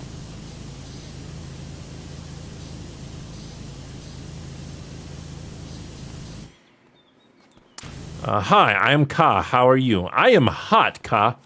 I need to turn the heater off, but I don't want to because that requires getting up, and that sounds like work. Why is this? Oh, it's already clean. Okay, I must have missed when I must have missed the ding.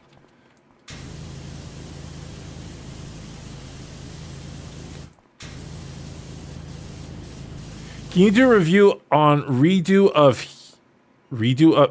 no. No, I cannot do a redo of Healer. Here's the thing. I heard of redo of Healer because like people were complaining about it. It was feminists who were complaining about redo of Healer. And I was like, oh, if they're complaining about it, it must be a really good show. Oh my goodness. No, do not watch redo of Healer. Like even if I wasn't like prudish, which I don't really consider myself that prudish anymore. It used to be a big joke on the channel that I was a prude. But I'm still prudish, just not as much as I used to. But even if I wasn't, like, that show is not good. It's not good. Oh, man. Will is in. Thank you very much. Man, I love you, but Shady... man, I love your butt shady straw man voice. Hold on. It's going away. Man, I love your butt shady straw man voice. Cracks me up most of the time. Question, does YouTube censorship interfere much with your writing process? I have to consider what YouTube might not want to see. YouTube doesn't mess with me that much anymore. There was a time way back when they deleted my channel and they never told me why. But it coincidentally happened after I... criticized feminism. So, but the main thing I have to deal with is copyright, and I don't get hit that much with copyright. The last one from Static Shock was a really bad case, but it was also really rare. Like, I didn't have any trouble with Beast Boy. So, but yes, I constantly consider what YouTube might not like when I'm writing my scripts. I don't always like censor myself. Sometimes I say, well, if they don't like it, they don't like it. But a lot of times I'm thinking like alternative ways to present my case.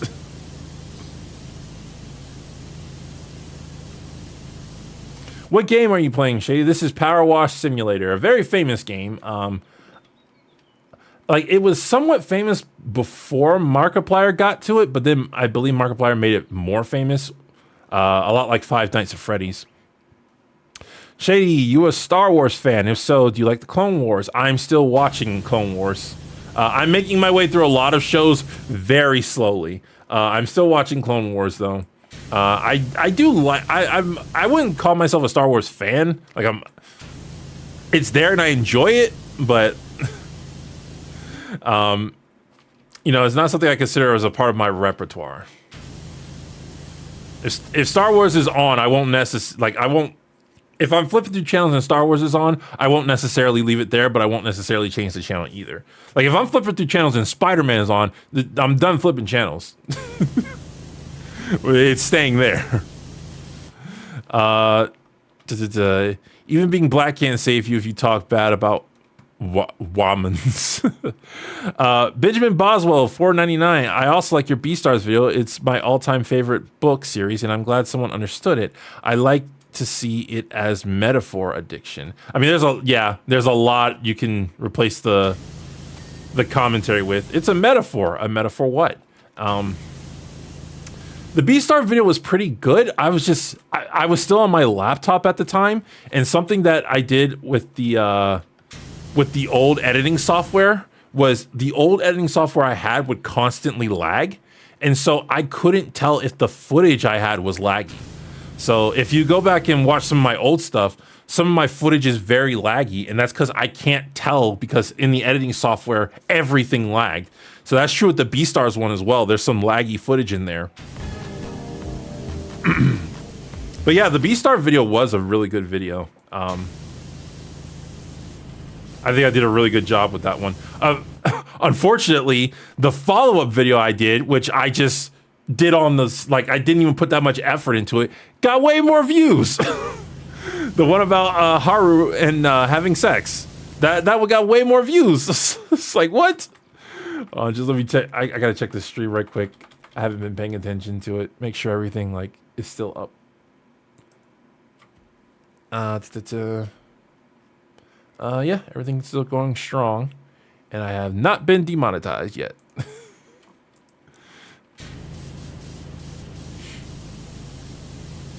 One of my videos got demonetized because I was watching my own video, and the live stream got demonetized because the video had copyrighted stuff in it.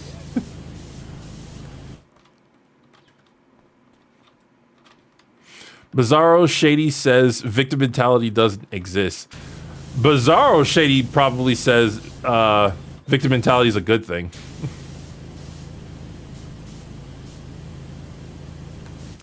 Willison, thank you. Have you heard of a YouTuber named Blacklight Jack? Yes, I have. I get a feeling you both have some crossover topics in common because you both cartoons. I think I know what you're talking about. Blacklight Jack. I think I've watched a couple of his videos. If I'm thinking of the correct person. Oh, I can hold on. I have a computer in front of me. I can look it up right quick. So I'm pretty sure I know who you're talking about. Blacklight Jack. Yeah, I've seen. I watched his I'm Not Starfire series. Pretty sure I've left a couple of comments on his videos, but yes, I have seen him.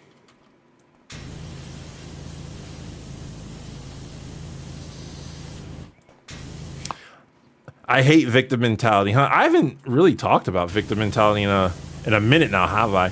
And yet it's still like one of the things I'm most known for is hating victim mentality. And I do still hate victim mentality. Like, I just really hate the concept of when something goes wrong, you start blaming everything around you instead of looking how you may have contributed to it. Because that's just always how I was taught growing up. Like, when something happens, how can you fix it? Like, what can you do to fix it? What can you make? And if you can't fix it, like, what can you do to make sure it never happens again?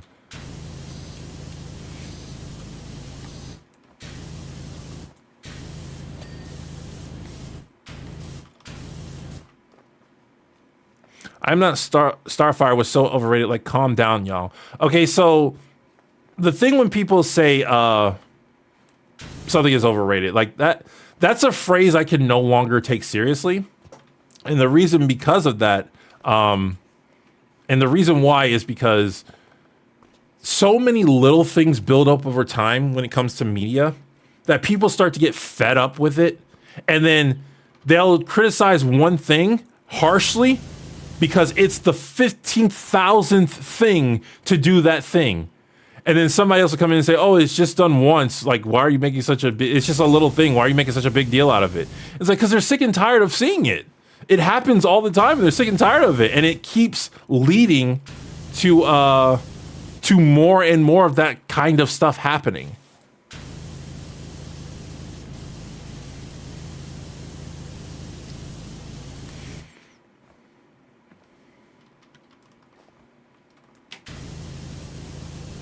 Dude, I love your King of the Hill videos because where I live, Mexico, it wasn't that big of a show, and I started watching in English, so I don't know. Thanks for the videos. You're welcome. I'm doing my part. Well, listen, again, thank you very much. Last one. Might you make a video on how King of the Hill has a large Japanese fan base that acts like how American weebs act about anime? Probably not, because I know nothing about that. And even if I did, like, that's not really my area of expertise. Like, I don't really have, and also I don't have an opinion on that. Like, the thing I'm good at that people seem to agree with is analyzing literature. And I love analyzing literature. I didn't even know, like, growing up, even when I was little, I was really good at analyzing literature. But when I got to, like, middle school and high school, like, I kind of forgot that I was good at it. Because I had a literature class and I did really poorly in it. It was just one literature class. And the reason I did poorly in that literature class was because we had to do an art project and I wasn't good at art. And so I got a really bad grade on that art project, which lowered my grade to a B. I had all A's that year except for that one B. I was very mad. Doing bad in the class for me was getting a B at the time. Okay, Benjamin Boswell. Even if something bad happens, what can you do to help the situation? Victim mentality isn't bad because people take advantage of it. It's bad because it's unproductive, making the situation worse. Yes. Well, I think it's bad for both of those reasons, but the second reason is the more reason why it's bad. It's unproductive.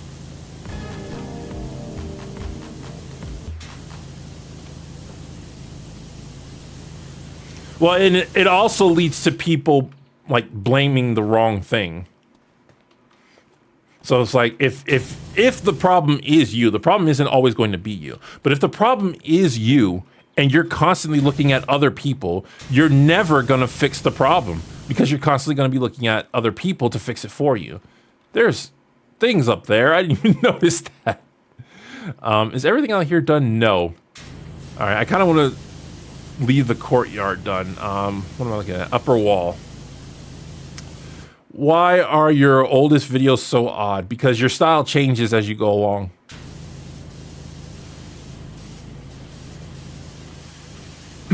Originally, when I started this channel, I had the idea of what was called awesome comebacks, which I think might be the first video on the channel.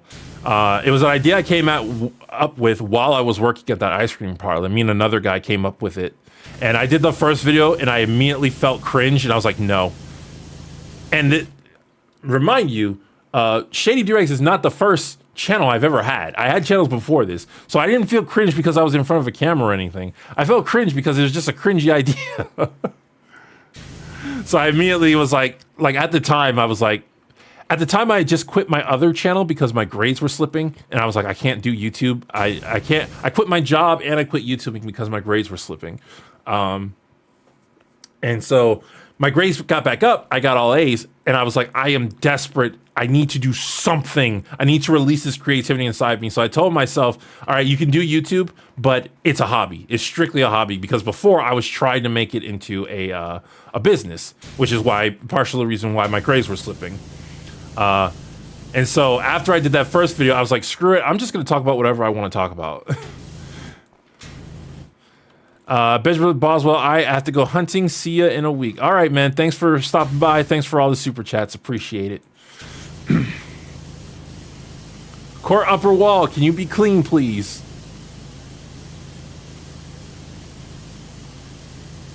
There we go. All right. Anything else down here? Ooh. Something over there is very much not clean. Well, for the other court upper wall.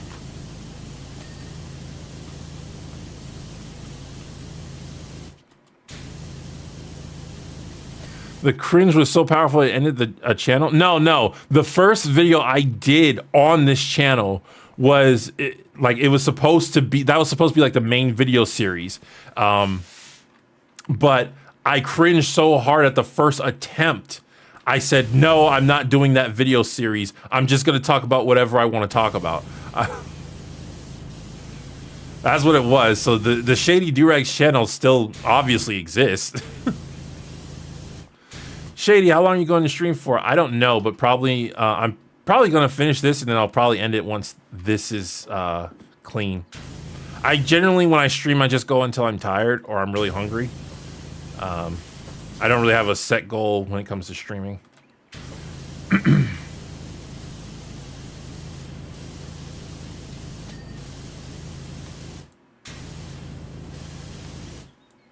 Wait, Shady don't like Wonder Woman? I'm not a big fan of Wonder Woman because in pretty much every iteration of Wonder Woman, she's an instigator. Like she starts, she looks down on her fellow teammates and it's really annoying. She constantly acts like she knows what's best and she looks down on her teammates.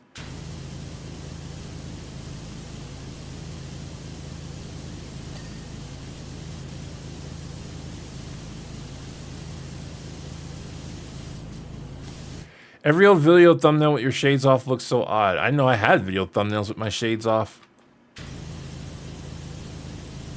I know I've had videos with my shades off. I take my shades off during live streams all the time. But, ever had old videos where you did gameplay? Yep. Should still be up. There's a, one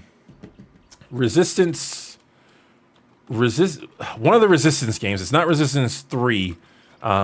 But me and my friend, that's up on the channel where me and my friend play Resistance. There was an Infamous one, but I set them to private because I have Infamous on the other channel, and I didn't want people coming to this channel to watch Shady Doorags play Infamous when I have it on the other channel. Jack and Daxter might also be on this channel. I did a lot on my other channel as well that I stopped uploading to. So Jack and Daxter might be on this channel, or it might be from the other channel. But if you want to play Shady, if you want to see Shady Doorags play video games, like there are modern videos, they're on my second channel.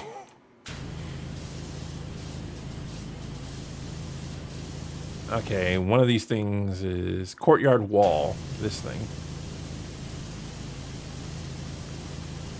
There we go. Anything else?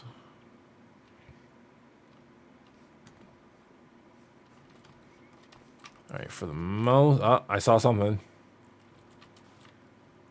Wonder Woman just acts like she knows better and is condescending to her teammates. Me, oh, so just Wonder Woman behavior. Shady, no. Bad viewer punk.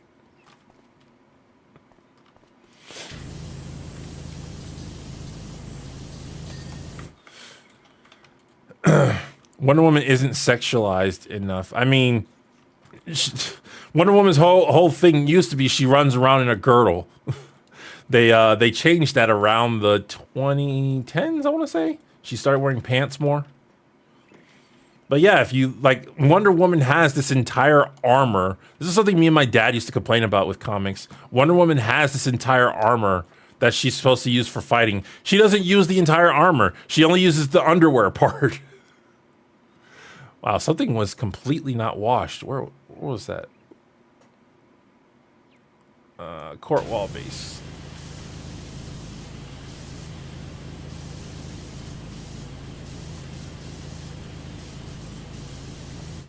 Actually, I had a poster where I first saw Wonder Woman wearing pants, and I just threw it out the other day. It's like the first. It was like the first iteration. I think it was New 52 Justice League. Do you have hopes for new Wonder Woman animated series by James Gunn? I don't keep up with much of the modern stuff when it comes to superheroes, so I wouldn't say I have hope, but I also don't have not hope.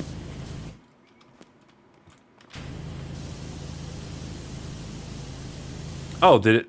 Okay. I guess oh, these bases are separate. I thought it was all one big base. Okay, well, nah, I saw something else. Courtyard column? Step. Courtyard step. Andrew Rowland, thank you very much. Wonder Woman basically wears a Playboy bunny suit. I actually like Wonder Woman's new 52 Gladiator design.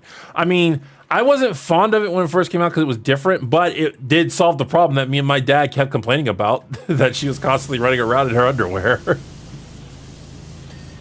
Vernon Marcus with $50. Thank you. I only recently discovered your channel. Just wanted to show my support and let you know that I love your videos. Thank you very much. Appreciate it.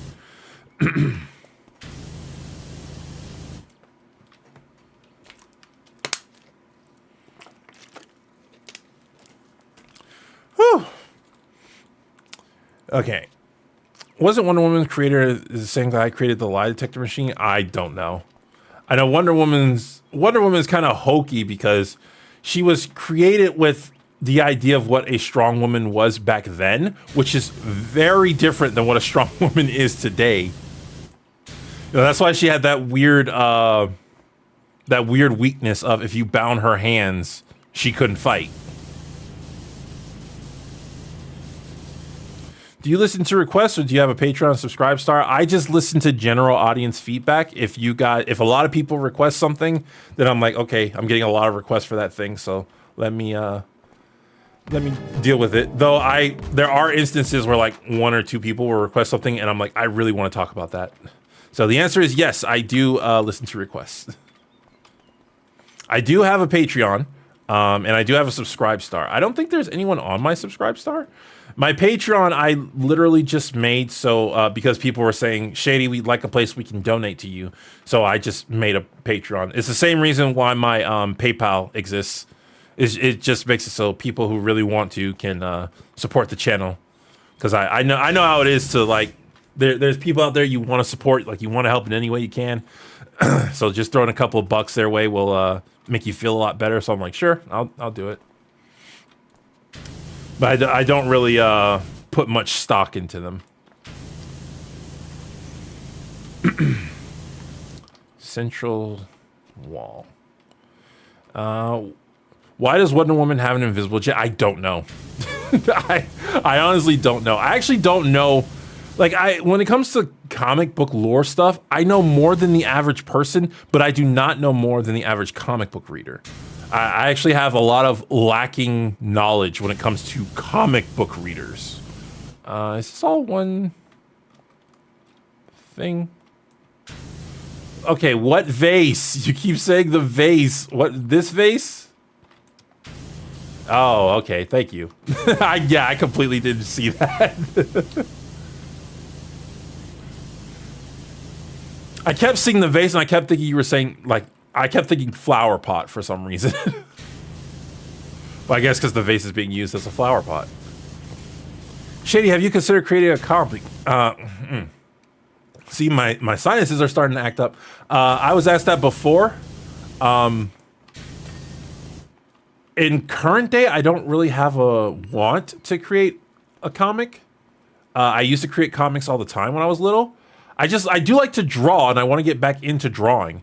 On my DeviantArt, I do have some like little comic panels of my avatar, because my avatar used to be his own character. Now my avatar just represents me. He used to be his own character called Random Person, and he used to have a sidekick called Ellipsis, and they would just like go on random adventures.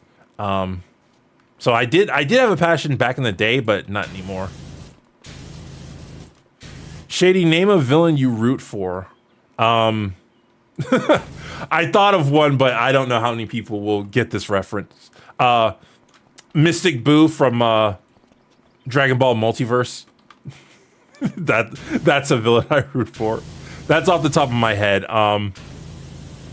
Let's see. So let me think if I can think of like a non-fanfic villain who I root for. I mean, I was gonna say technically speaking, all the characters in Kill la Kill. Wait, Kill la Kill, is that the right one? The one with the assassins. I forget what that anime is called. But technically, all of them are villains. A villain who I root for. Chloe's not a villain anymore, at least as far as I know. I know some people have said that I just need to wait and see. The show's going to destroy her character.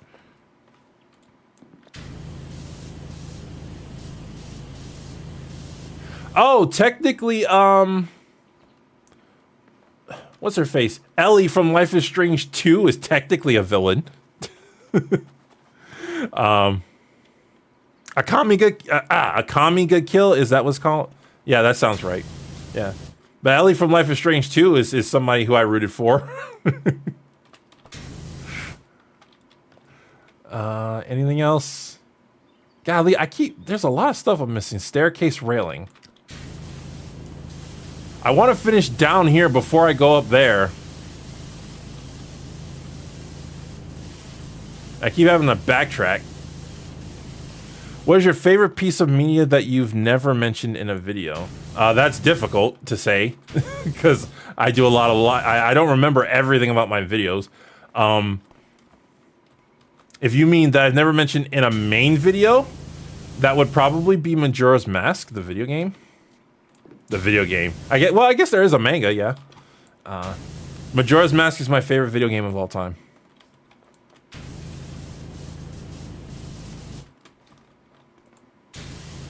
Wait, did I say Life is Strange? If I said Life is Strange, I meant The Last of Us 2. Not. Somebody's talking about Life is Strange. I think I may have said Life is Strange by accident. So which Terra episode are you going to talk about? I haven't decided yet. Aren't the Life is Strange games terrible? Yes, they are. I didn't mean to say Life is Strange. I meant Last of Us 2. And Last of Us 2 is also considered a terrible game. I never played it, but I watched many Let's Plays of it, and I did not like the story at all. Life is Strange, though, because Chloe's from Life is Strange. When Life is Strange first came out, I loved it. When it first came out, I absolutely loved it. Then as time went on, and I watched the story over and over and over again from various Let's Players, I slowly over time began to hate that game. And now I really hate that game. Chloe from Life is Strange is my least favorite character in all of fiction. Her and Max, she and Max annoy me so freaking much.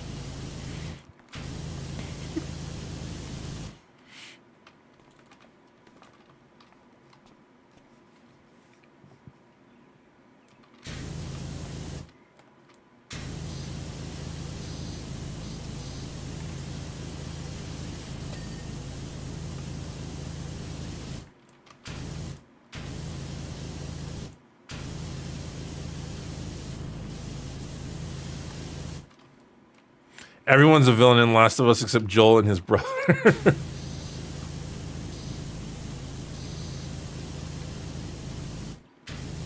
Well, I think Joel's brother, when he tries to convince Ellie to go after Abby one last time, I think like they're showing that I think the game thinks he's doing something bad. The Last of Us 2's story would have been better if it was told in better order. I disagree. I think The Last of Us 2's story just had a awful story. I mean, I guess it would have been better. I guess that's true. Yeah, it would have been better if it was told in a better order. But I think it still would have been bad.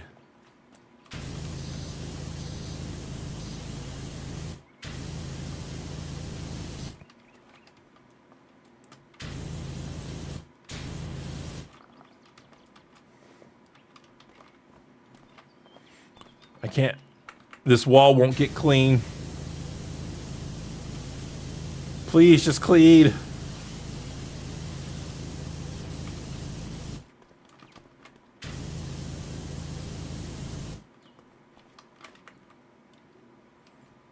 Yeah, see, that's a parapet.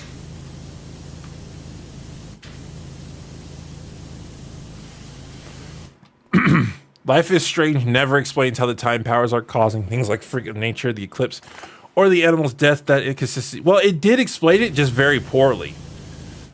It just used Warren and said you're messing with the fabric of time and space. So time and space is trying to correct itself. That was the explanation.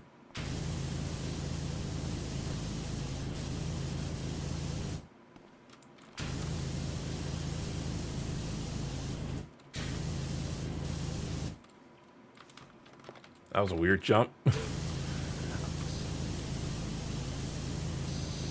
It must be down here where I can't see.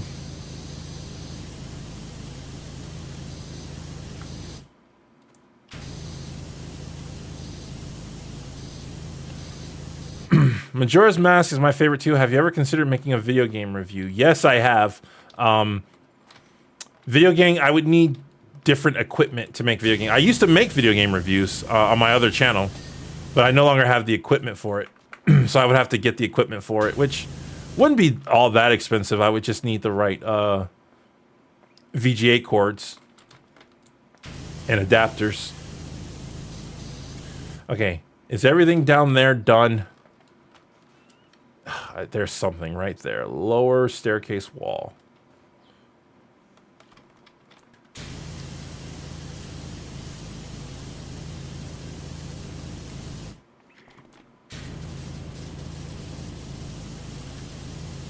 Shady, will you cover the Doom Patrol episode of the Teen Titans at some point? I'd like to hear your thoughts about it. It's a possibility. Once the Terra video is done, whenever that comes out, I won't be like restricted to what episode of Teen Titans I can cover, so I can cover whatever episode I want.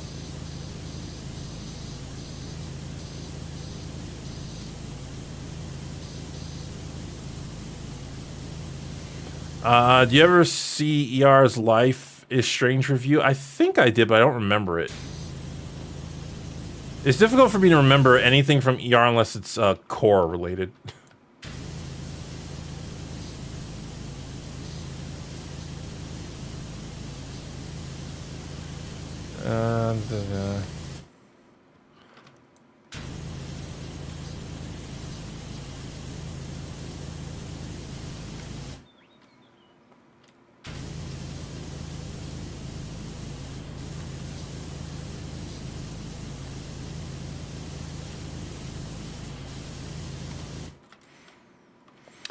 ATM, thank you very much. How's Wish looking so far? I'm gonna give Wish a chance, mainly because I now have a movie pass, so I can see it without officially supporting it.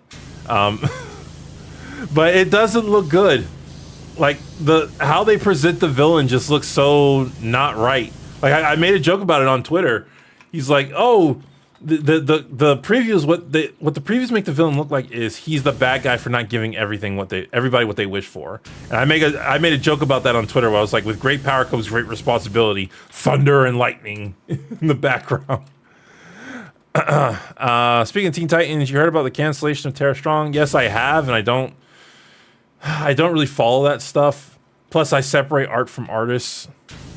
Like a lot of people, when I said I really like Grey Day Liz, a lot of people were like, yeah, but she says a lot of things that you probably wouldn't like. And I'm like, I don't care. She's a great voice actress.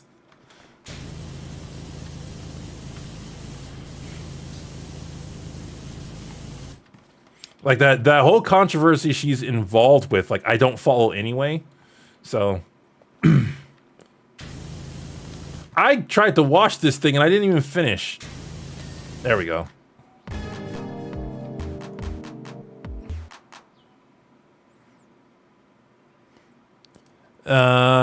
Common sense. Thank you very much. Oxenfree is greater than Life is Strange. Eastward is greater than The Last of Us. Okay. You seen South Park's Pandaverse episode? No, I couldn't. I didn't know where it was.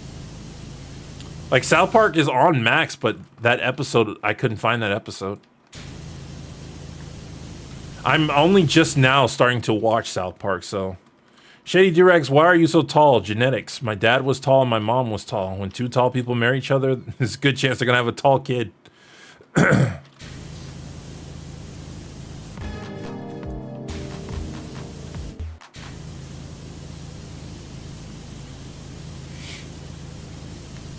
But it's okay, guys, because I'm still fat, so. But I'm actually working on that. been working out regularly, and I should be able to get my weight down to a sexy size in, I don't know, like 2 years. ATM, do you like HTTYD franchise? How HTTYD? These acronyms are escaping me. How to Train Your Dragon. How to Train Your Dragon. Immediately when you said that, I thought How to Train Your Dragon, but my brain was like, no, that's not it. How to Train Your Dragon franchise, yes. Yeah, I did, but I don't like the second movie as much as everybody else. Like, a lot of people are like, oh, the second movie's better than the first. I'm like, no, I didn't really like it. Because I don't like how Toothless just overcomes the king's transformation. Like, it's the power of love trope that Toothless uses, and I think it's done very poorly.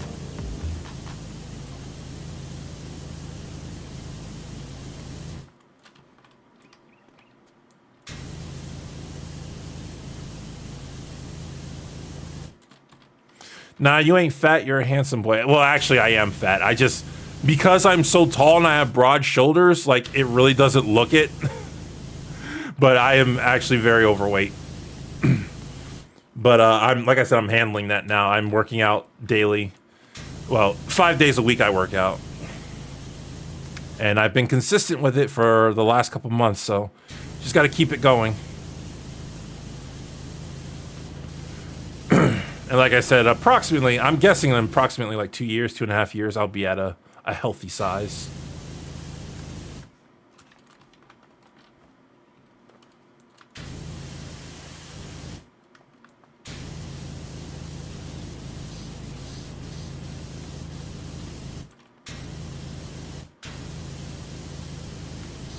Would you watch a King of the Hill movie? I don't see why not.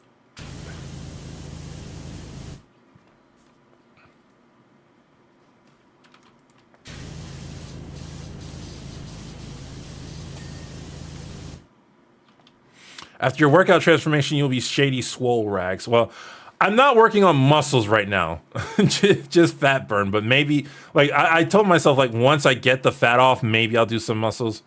I was told by, who was it? It was either Jar or Professor Dreadlocks. Like, I was told by one of them, like, you should, they told me, like, you shouldn't worry about cardio. You should just worry about muscle building. Like, I'm like, I don't like working out, period. I actually hate working out. I very much hate working out. But I've done it so much that I'm to a point where it's not extremely uncomfortable anymore. So it's like one of my favorite quote goes, it's not the first hole, it's the second hole. I don't know if I've ever talked about that on stream, but that's one of my favorite quotes of all time. It's not the first hole, it's the second hole. Which is a quote from the book Holes, which is a really good book despite being a children's book. It teaches a lot of really good lessons about life, and if you're paying attention, about writing. Like, the story is really good with Chekhov's gun. But one of the lessons it teaches is, and I think this is a lesson that many people should take to heart, is that a lot of people will tell you that the hardest part of doing something new is starting it. And I actually disagree with that. And so does Holes. Holes says, in the book Holes, in case you don't know the story, there are children who, as punishment, they have to dig holes every single day. They have to dig a single hole. ATM, I'll get to your comment in actually, I'll get to it right now. ATM, $5. How did you like the third Dragon film? I call How Did You Train Your Dragon the Beatles of animation. Speaking of whom, have you heard the new Beatles song? I have not heard the new Beatles song, and I didn't see the third movie. I was in college when the third movie came out, and I didn't have money to be watching movies. But like I was saying, Holes is about kids who, as punishment, they have to dig a hole every single day. 6 foot deep, 6 foot wide hole. And the character, Stanley, the first character, he comes back from his first day of digging, and the kids are making fun of him, and they say, well, one guy says, well, the first day is the hardest. And X-Ray says, no. It's not the first hole, it's the second hole. Every kid wants to dig a hole to China once in their life. So you get to go out there, you get to dig a really big hole. But the second day, you wake up, your muscles are sore, you're tired, but you still got to go and dig that hole. And you got to do it again and again and again. And I love that lesson, and I believe it, because I don't think starting something is the hardest part. I think maintaining what you've started is the hardest. It's not necessarily the second time, but it's getting between the point of starting something and it becoming a hobby for you. Because between that time, you're constantly thinking of quitting because this is still something new, and it's lost its I forget I just used the word too. For lack of a better word, it's lost its luster. Like it's no longer new. So, but you still got to keep doing it. So I'm at the point where I finally, with exercising, it doesn't feel new. It just feels like something I have to do every single day. So it took me a bit to get to that part. But that's a great lesson from Holes. If you've never read Holes, go read it. The movie's pretty good as well. Not as good as the book, but still pretty good. The book teaches a lot more lessons than the movie does. Novelty, yes, that's the word. When something loses its novelty, like you don't want to do it anymore.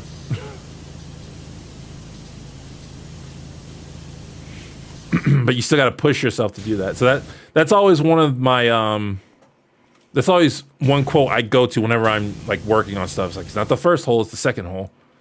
And I'll tell people that when I'm exercising, like, yeah, I'm still trying to get past the second hole.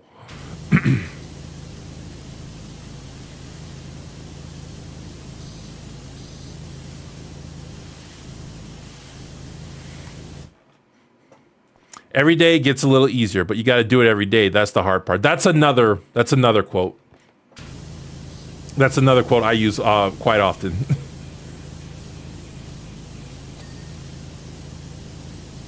Although that one I more so keep to myself because it's so long. No. I say it out. Well, I don't hang out with a lot of people, so. ATM, thank you very much. I like your point of view. I like my point of view too. I think my point of view is pretty cool. In fact, I think it's the greatest point of view in the history of existence ever. I'm always right about everything, and that's a fact. Have to go. All right, Sasha, thanks for stopping by.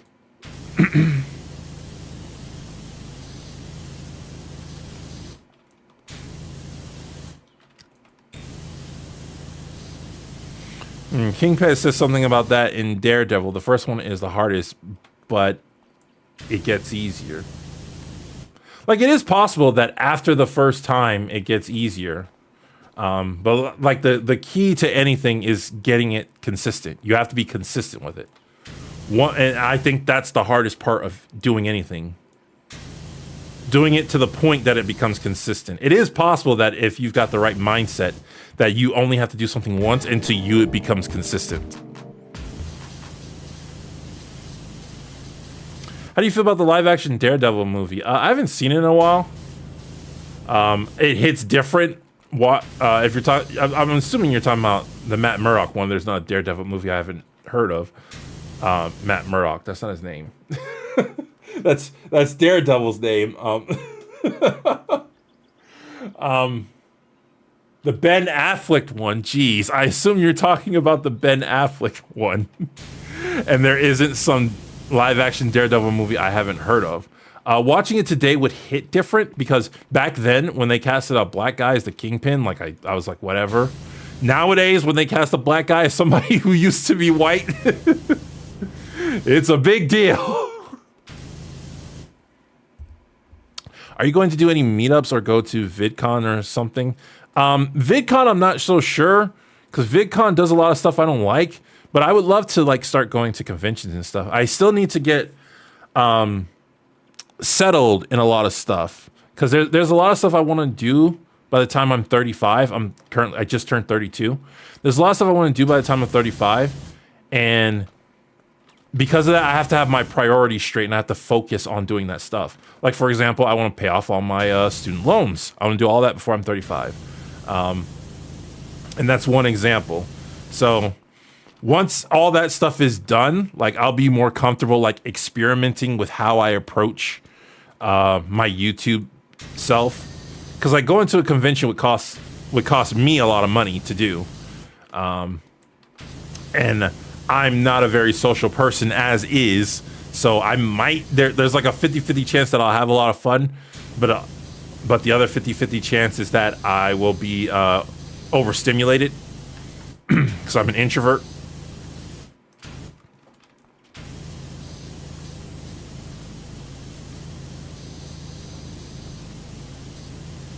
How does your family feel about your career? That's not something I would like to talk about on stream. Did you?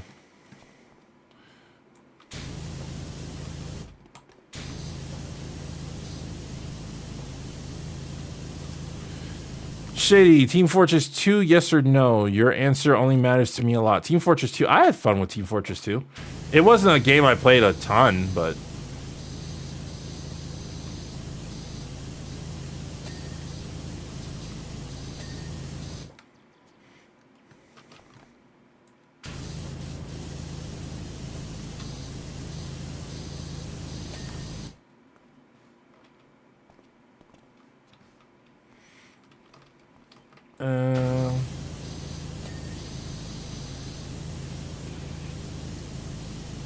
Casa Lore Walls.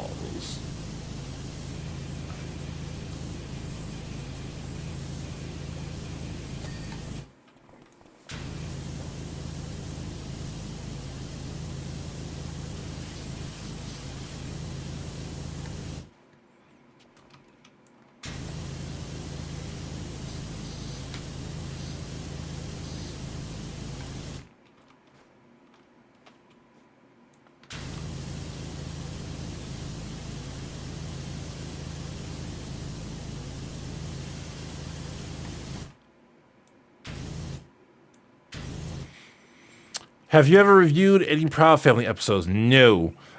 I haven't watched much of the reboot, but I've been hearing a lot of complaints. I only remember the preview was so mean-spirited. See, this is the thing. A lot of people have complained about the reboot, saying, "Oh, it's so much worse than the original Proud Family." I'm like, actually, no. The original Proud Family, it's doing the same thing the original Proud Family did. It's just the conversation that the Proud Family likes to tackle has shifted to a place a lot of people don't like.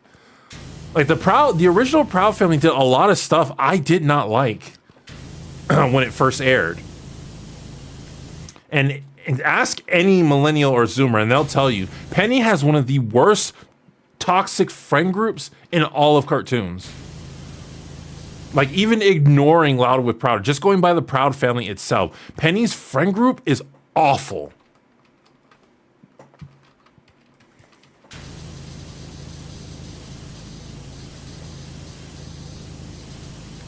Would you ever consider reviewing a video game? I have reviewed video games, just not as Shady Doorags.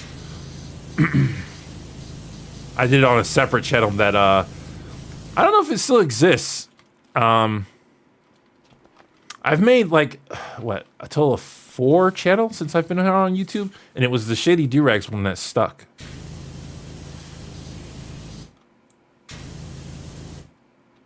Have you watched the FNAF movie? Not yet. I plan on watching it later this week.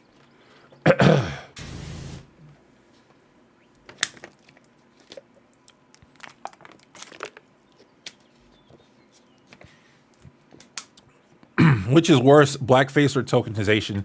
In my opinion, tokenization.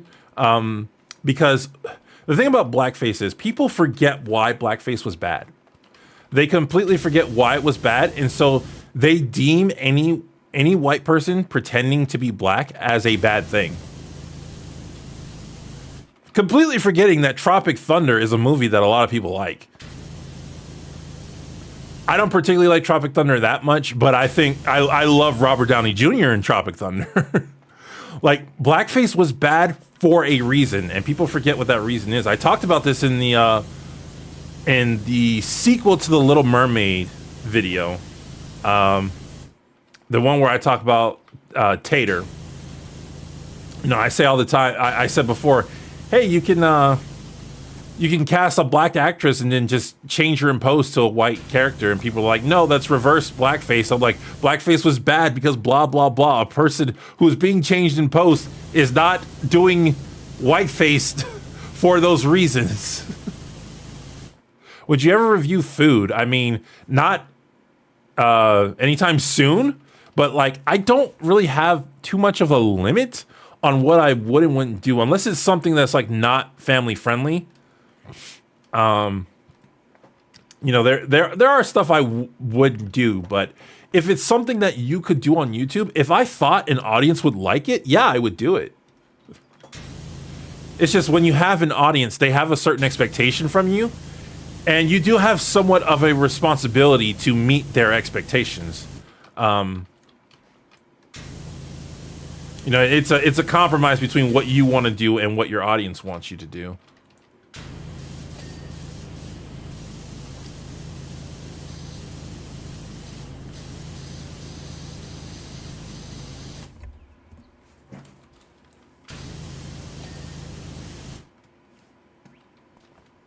I don't know if I could do the food thing for like a living. Like I could make a video or two about it, but because I feel like I would get really fat.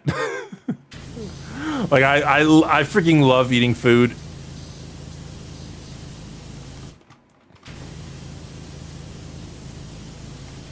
Why do you hate John Redcorn again? I forgot. Because he's a hypocrite who slept with another man's wife.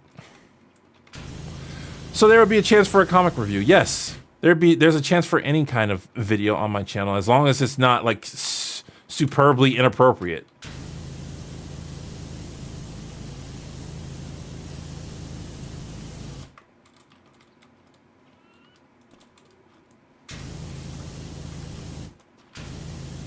Although, to be fair, I don't read much comic books nowadays. I would probably review like an old comic book.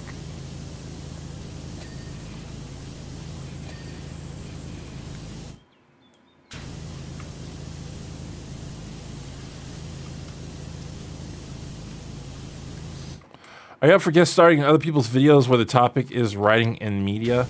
At the moment, no. But it is something I could do in the future. Because right now I'm trying not to do collabs because I'm trying to get my channel on a certain track. And I threw my channel off track when I did 2 collabs back to back earlier this year.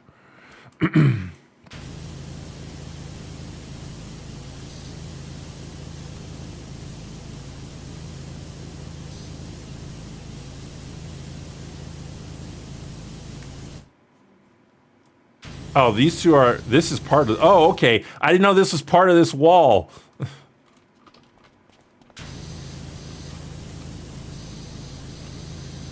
Shady, would you consider reviewing Last Man Standing with Tim Allen? Not anytime soon, but yeah, I consider reviewing it.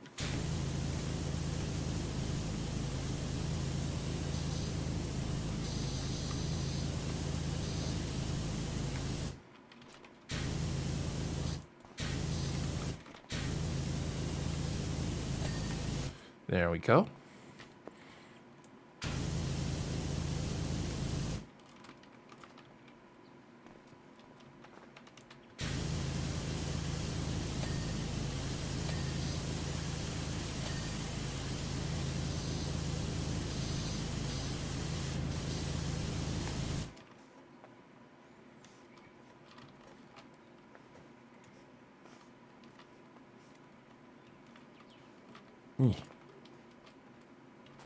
What is this game? I'm curious. This is Power Wash Simulator. Available on Steam. It's a pretty relaxing game. I play it on stream because I don't really have to pay attention, so I can play this while I'm answering questions. The campaign is basically you're a guy who who's just starting a power wash company, and you go throughout the neighborhood cleaning various things. And there's a story happening in the background, which you see when the little phone icons pop up. The story had a finale, but they seem to have expanded it because this level isn't part of the main story, but I still see those like phone things, those phone messages popping up. I really like the story of this game. It's silly, but also very simple because like I said, it's going on in the background. So like how fast or good you clean something has absolutely no bearing. As long as you finish the level, you get all the story.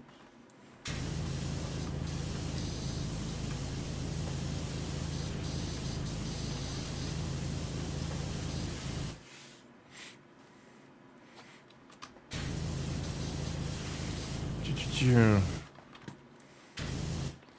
you play Yu-Gi-Oh! Duel Links? No, I haven't played Yu-Gi-Oh! In a long time. Neither the cards nor the video games.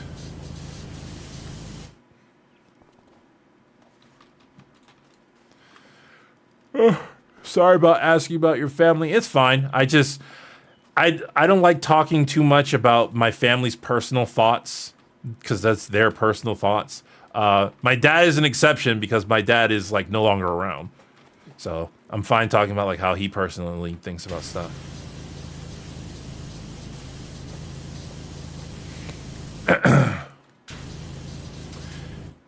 Like, it's not offensive or like secretive or anything. It's just you have to draw a line to your audience of what you're willing to what part of your life you're willing to have them be a part of.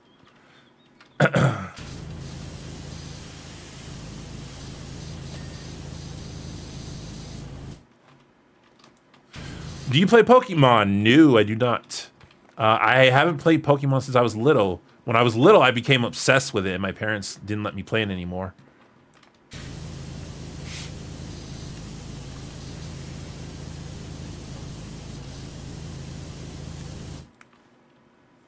Thoughts on Amdrag review? I have no idea who that is. Amdrag, the American Dragon. I said AM drag. That's why as soon as in my mind, I said AM drag. And as soon as I did, I was like, oh, that's the American Dragon. I haven't seen that episode in a while. I haven't seen that show in a while. I would have to find an episode worth reviewing.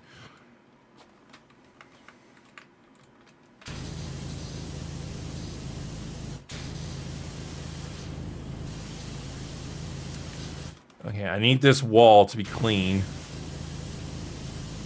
It is just refusing.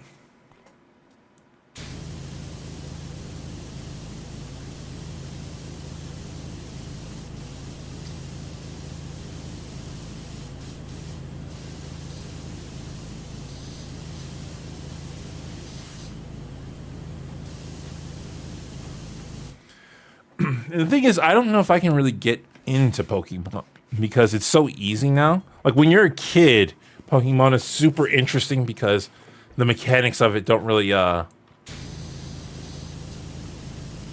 really that easy for you to master as a kid. But as an adult, like it's very simple to figure out like what's the best way to approach gyms and stuff, even if you don't get it on your first time around. Of course, the Nuzlocke make it more interesting.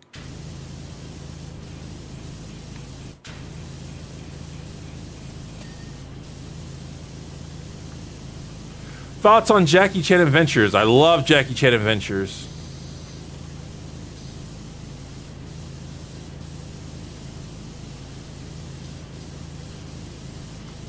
Jackie Chan Adventures had a similar formula to Ben 10. Because, you know, you think about they have various powers that you can unlock. It allowed for a lot of unique toys. Karaminu 2, thank you very much. I hope you can accept Canadian money in donation. I believe YouTube allows that. Yeah, because I've had plenty of currency that's not American money. Currency. I use the same word twice. By the way, that is something I do try to avoid in my scripts, using the same word twice in the same sentence. Or like if a sentence ends with a word in it, I try not to start the next sentence with that same word. Favorite comedians? Well, people aren't gonna like this answer. My favorite comedians are Sinbad and Bill Cosby. I mean, I also love Robin Williams, but I've never seen his comedian work. I've only seen his movie work. What I used to do when I was in college, I used to just listen to Bill Cosby and Sinbad all the time, and because I was very interested in YouTubing and I wanted to be funny, so I was like, I'll just listen to these stand-up comics, and I'll learn from them.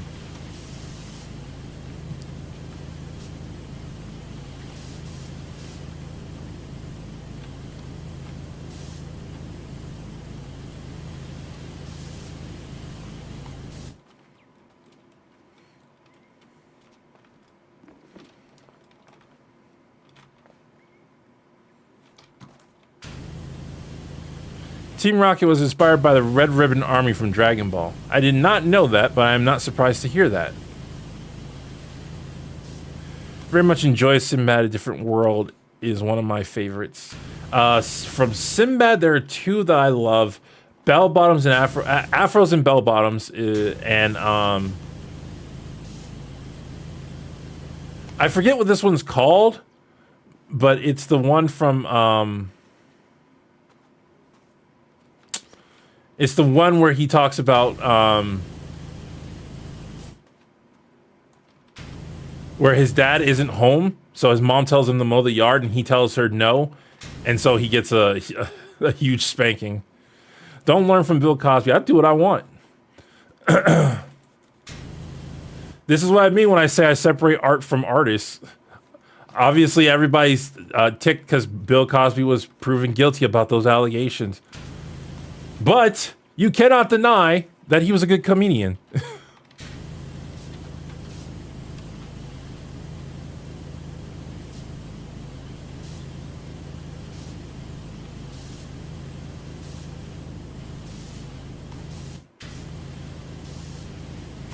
Call me old-fashioned, but I think George Carlin was hilarious. I haven't really seen anything from Carlin. I didn't watch a lot of things with that weren't family-friendly. Like, it wasn't really until college that I started to break away from my comfort zone in that regards. So a lot of stand-up comedians I've just never seen. Like, the only raunchy comedian I saw was Eddie Murphy. Could you please get your Can I please get your thoughts on the show Moral Oral? You will probably never hear me talk about Moral Oral. I get a lot of requests about Moral Oral, and unfortunately, I will probably never talk about it because I just don't like talking about shows that deal with religious aspects. Because that is something I have to deal with myself before I can tell you guys how to deal with it.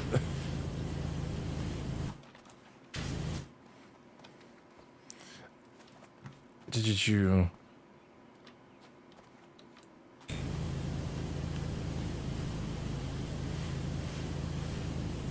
Avatar reviews returning? I am not certain. I talked about this earlier in the review. I want to do Avatar reviews. I do. It's just that they don't get a lot of views. And also, the current Avatar video that I'm supposed to be working on, I don't feel inspired to talk about. And I'm trying to do these in order.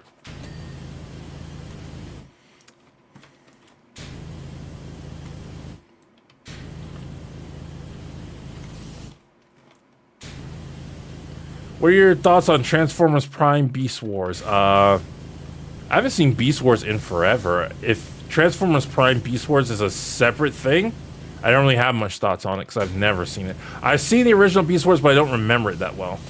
I believe Beast Wars was the first Transformers I ever saw.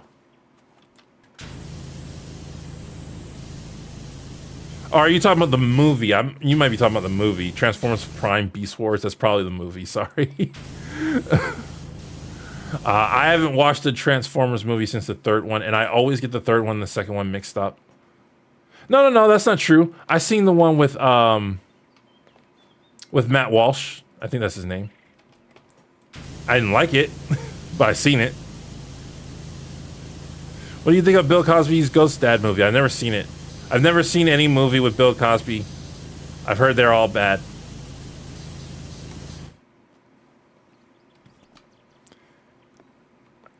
The Transformers Prime, the series. Sorry. Oh, I don't know about... like I said, I've seen Beast Wars, the show, the original. But I don't remember anything about it. Anything else with the Beast Wars title? Like, I don't know. These tiles are annoying me very much so. All right, well, I got to do this wall part now.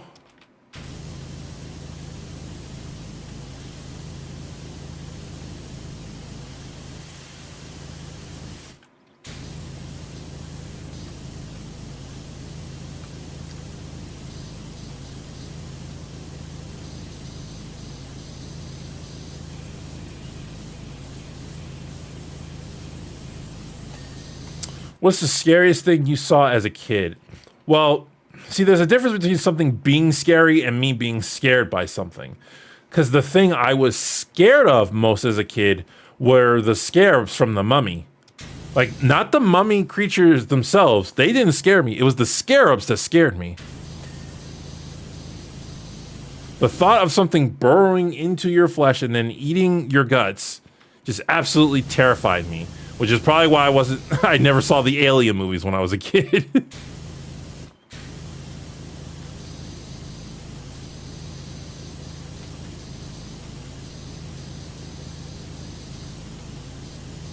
You're actually the first YouTuber I donated to ever on stream. I'm finally able to do that now. Oh, thank you. Appreciate it.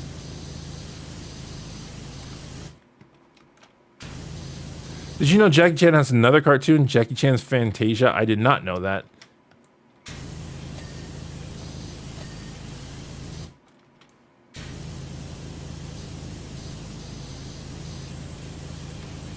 Is there a joke you realize you could have done in a review but didn't realize it until you were finished? A real, why didn't I think of that sooner? Yes, I cannot think of exact examples, but yes, that does happen.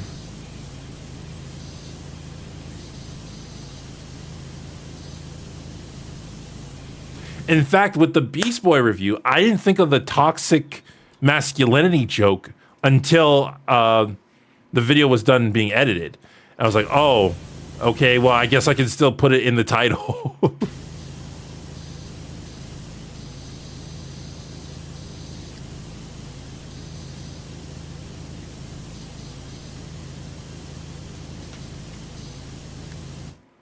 Have you ever thought, why did I ever like this? Probably. Can't really think of a good example. Like, I know Life is Strange is something I used to like, but then started hating. But I know why I originally liked it.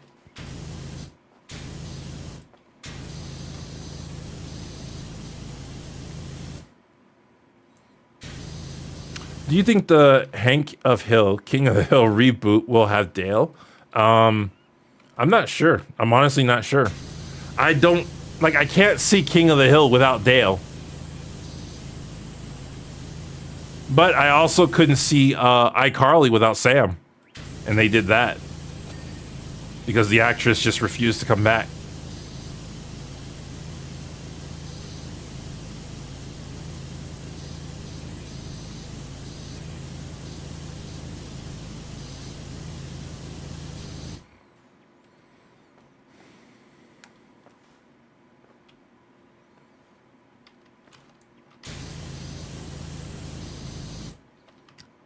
Okay.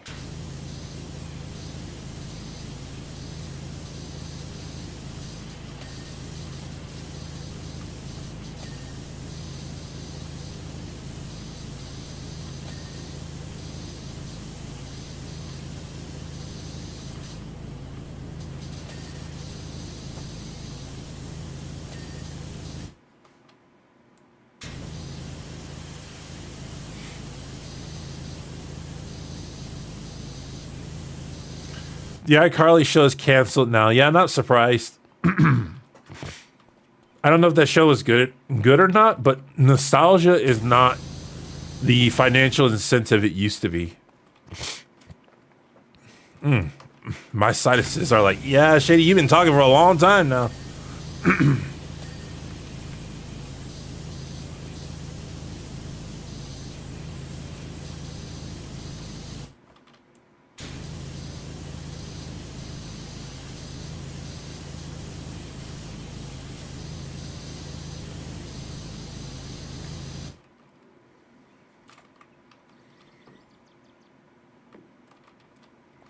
Hey, Shady, do you have a particular favorite car? Not really. I'm not much of a car guy.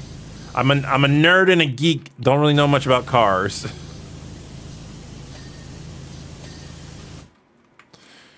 Would you ever do a video on Star Wars or Clone Wars? Not anytime soon, because I have to watch it. I'm still in the middle of watching that show. Oz Perez, thank you very much. Hey, Shady, love your content. I was wondering if you would consider reviewing Mission Hill. How about any big project review you have planned in the future? Also, I agree the Power Wash game is chill. Mission Hill, I've never heard of it. How about any big project review you have planned in the future? Big? I don't think I have anything big. I have a couple of Daria videos planned. I'm trying to do Danny Phantom, but I don't know if that's actually going to go through. And I do have a Justice League video in mind. But I don't think I have anything like relatively big. Again, I'm constantly trying to review the finale to Star versus the Forces of Evil. That will be big if I can ever get the script done. How far into the Clone Wars are you? I think I'm still only on season 2.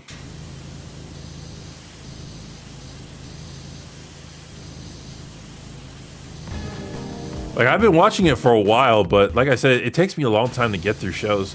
Because, like, television shows are not my choice of entertainment nowadays. There are some shows that I will jump onto, but for the most part, I like being on YouTube as my choice of entertainment.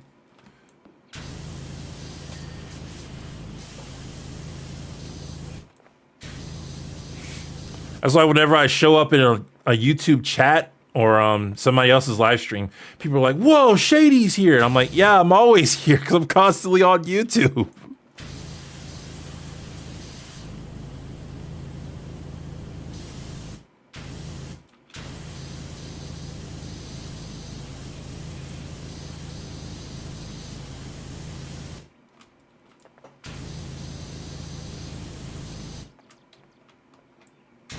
Oh, it's the wall. Okay, that's what I was seeing.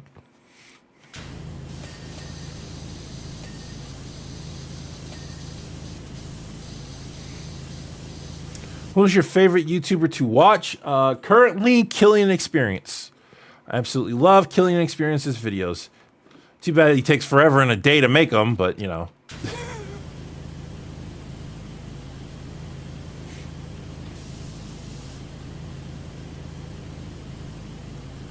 Terminally online. Yeah, that's me. I'm doing it less now because now I have like dedicated days where I have dedicated D&D days. I'm still technically online when I do those though because I have to look up rules. I have dedicated family days that I spend with my family, and I'm going to. I just bought a movie pass, so I'm going to start going to the movies a lot more often. I mean, going to the movies still kind of feels like being online. You still got a screen in front of you.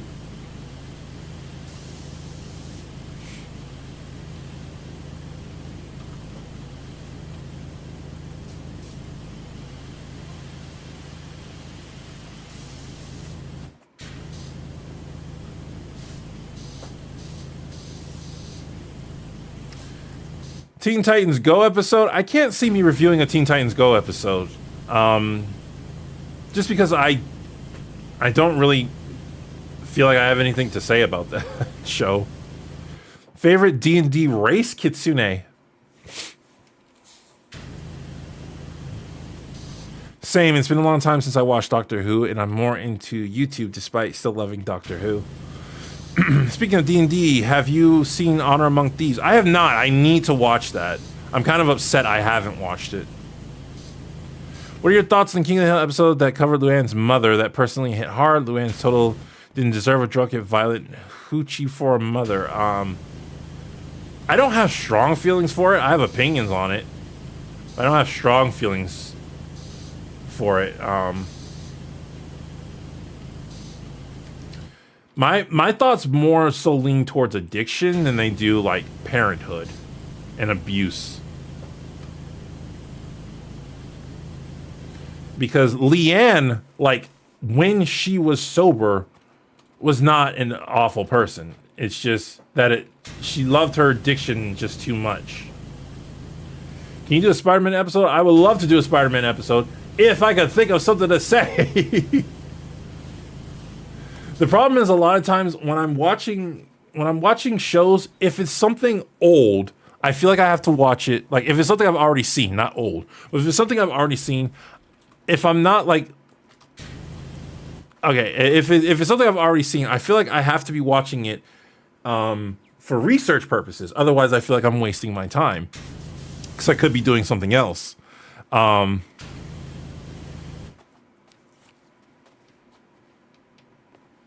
So like Spider-Man, for example, I absolutely love the Spider-Man cartoons. But if it's not guaranteed that I'm going to make a review out of them, it's like, well, I could be watching something else. Because if I'm watching something new, at the very least, I'm broadening my horizons as a reviewer. Even if I don't necessarily make something off of it, I'm still getting experience from it. So that's how my brain goes. So it kind of leads me away from watching stuff that I love but have seen already when it comes to watching shows.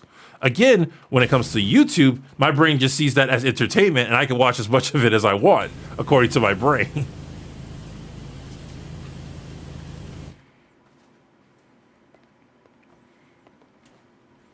Shady, how do you feel about King of the Hill episode where Bobby helps Mr. Strickland cheat at golf?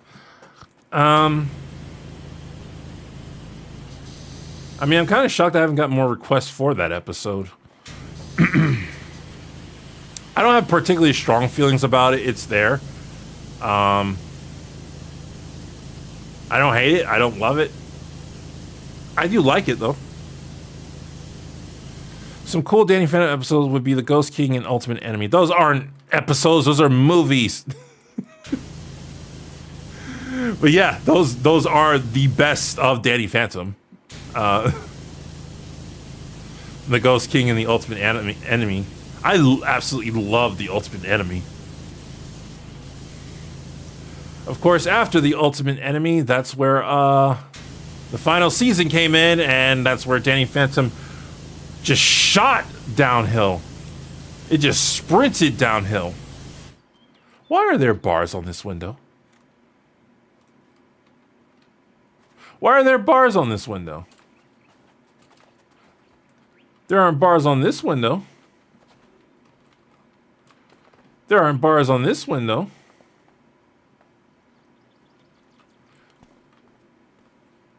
Like, if somebody's going to sneak into the villa and break into a window, why are you protecting that one specifically? What's in here? This is where the drugs are.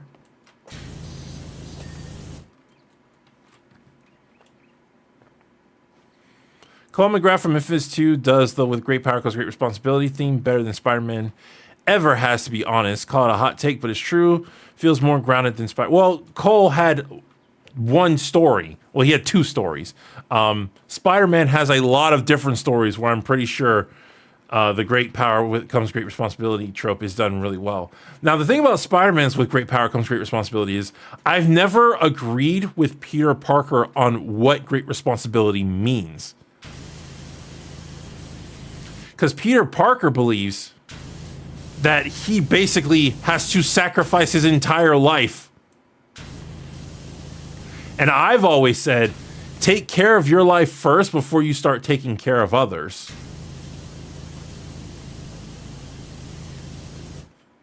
Like, you need to have yourself in a good position before you start worrying about other people. And that's why I actually got annoyed at the Superior Spider-Man, because in Superior Spider-Man, Doc Ock started doing that. Like, he started taking care of himself, and people are like, Peter, you're being, like, they were acting it like Peter was doing a bad thing by doing that. Shady, that's the money room. I mean, don't make it so obvious then.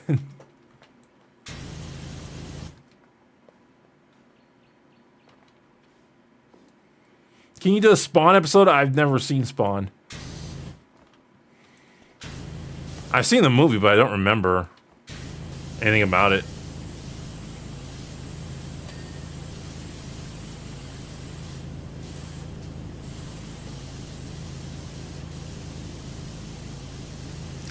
Do you play Baldur's Gate 3? No, and I'm scared to go anywhere near Baldur's Gate 3.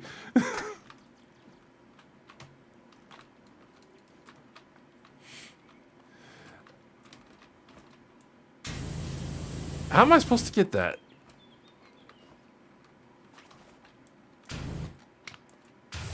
There we go.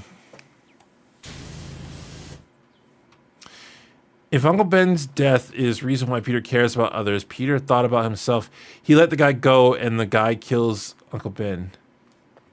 It's Uncle Ben's death as to why Peter cares about others. Peter thought about himself. He let the guy go, and no, okay, no.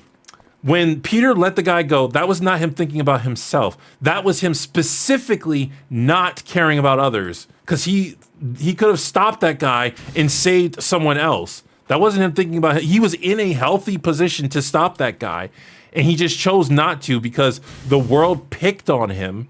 And so he was like, I'm not gonna care about the world. I'm not gonna care about anyone else in the world except Uncle Ben and Aunt May, because they were nice to me. They're the only people who have ever been nice to me.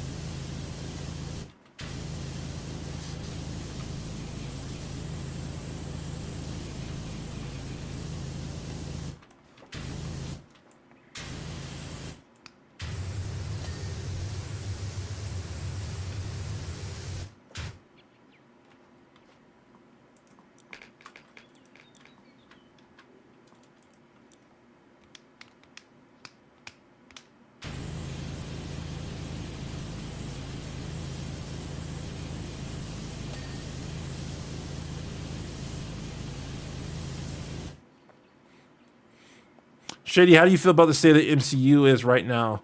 Well, the thing is, I don't watch MCU movies because when Captain Marvel came out, I realized that the MCU was going to go downhill because they weren't going to stop. I was like, you do not introduce a new superhero at this point in time. The story is almost over. Endgame should have been the end of the MCU. It should have been, and I've heard Mahler say like, well, the stories could have kept going, and I'm like, yeah, any story can keep going, but there is a what's the word I'm looking for? For lack of a better term, I'm going to say a proper time to end a story, and Endgame was it. Like the MCU should have ended with Endgame. So when I saw that they were introducing Captain Marvel, I was like, they don't care about proper storytelling. They just want to make money. So after Endgame, I'm just going to watch Spider-Man, and that's it, because I love Spider-Man, but I'm not going to watch any more MCU. And then Spider-Man No Way Home came out, and it annoyed me. Is that a boat? It annoyed me. So I was like, okay, I guess I'm just done with the MCU. Might you do a video on the amazing digital circus, or wait until there's more context released rather than form an opinion on a pilot? I would need to watch it to decide whether or not I want to do a video on it. I have no idea if I want to do a video on it. See, if I was a good businessman, I would absolutely do a video on it because everybody's talking about it right now. This is the problem I have. Like, the businessman in me knows that if I did a video on that show, I would get a lot of views. I tried to do a video on the Vivizy show, the boss one. I tried to do a video on that show, but I just could not care to talk about it. Like, I had things I wanted to say, but as I was going through the script, I was like, yeah, who cares? And then by season 2, I just stopped caring about it because there's a lot wrong with that show. There's a lot wrong with the show, and like pretty much everybody knows it. Shady, have you seen Loki? No, I have not seen anything Marvel related except for since Endgame. I've not seen any, or since No Way Home, I've not seen anything Marvel related except for She-Hulk, and that was because I really wanted to do a video on She-Hulk. And She-Hulk kind of confirmed everything I was thinking. Wait, is the window done? Tower window bars are not done. She-Hulk confirmed everything I was thinking, because man, was it annoying.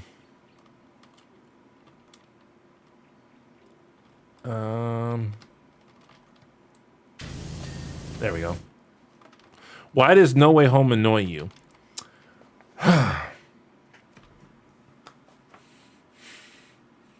That's a tangent and a half. That is a tangent and a half.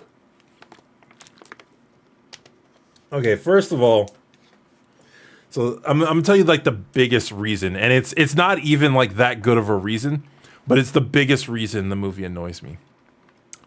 I was already gonna watch No Way Home, but No Way Home, not No Way Home, the No Way Home, yeah, No Way Home was advertised at the end of the second Venom movie. They had Tom Hardy's Venom look at Peter Parker and say, "Ooh, yummy," and I got PS1 Spider-Man flashbacks. I was like, "Oh my goodness, they're actually going to do an authentic looking Venom. Like the Tom Hardy Venom's not the best Venom in the world, but it's an authentic looking Venom. And I'm like, they're actually going to do that and put it with the Sinister Six in No Way Home. That's amazing. And guess what happened? Guess what happened? There was no Venom in that movie. He comes after the credits, barely does anything. And if you look at the reasoning, he shouldn't even be there because Eddie Brock doesn't know that Peter Parker is Spider-Man. So why is he in that movie? There's no reason for him to be in that movie. They were just baiting. They baited people to watch that movie. People who watched the second Venom movie, they baited them to watch Spider-Man 2. And then he teleports back and he leaves a bit of his symbiote behind. Why didn't the symbiote go with him? Why did the symbiote get left behind? Oh, because they just feel like adding a Venom to it. It's a basic example of because it would be cool. It's a basic, and I so much detest because it would be cool reasoning. Like, so much of modern media is making me hate because it would be cool reasoning. It's so annoying. That's the main reason. There are lots of other reasons that are actually more legit than that one, but that one is Shady. Maybe they're saving it for the next Spider-Man. Yes, they're saving because he left the symbiote. He left a piece of the symbiote behind. My point is they took the Tom Hardy from that universe, plucked him into the MC universe, and then put him right back. Venom was not at all in No Way Home. That was just sheer trickery. But there are other more important reasons as to why that movie doesn't make sense. Peter is very selfish in that movie, and how he handles the villains. But I will say that is very Peter Parker-like, with how he's like, well, we can't just send them back to die. You can't tell Peter Parker someone just has to die, which is why a lot of people were upset with Into the Spider-Verse, or not Into the Spider-Verse, Across the Spider-Verse. A lot of people were upset at that movie because of that. But you can't just tell Peter Parker, the character Peter Parker, that some people just have to die. He's not going to take it. But the problem, like, I don't really necessarily have a problem with Peter wanting to save the villains. The problem I have is they had a fail-safe in case the villains went amok. And they just didn't use it. And so freaking Aunt May dies because they don't want to use their fail-safe. It's like what was the point of having the fail-safe if you just weren't gonna use it? Oh my goodness. Also, they use MCU humor instead of Spider-Man humor, which are two different things. Spider-Man humor is very different from MCU humor, and they constantly used MCU humor in that movie, which annoyed me.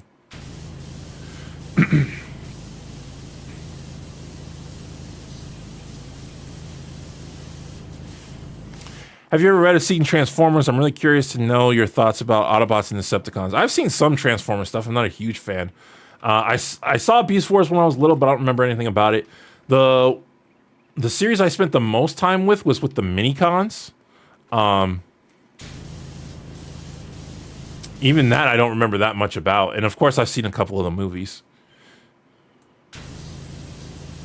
Is this one MATN played? I believe he played some of this, yes. I would be surprised if he didn't play some of this.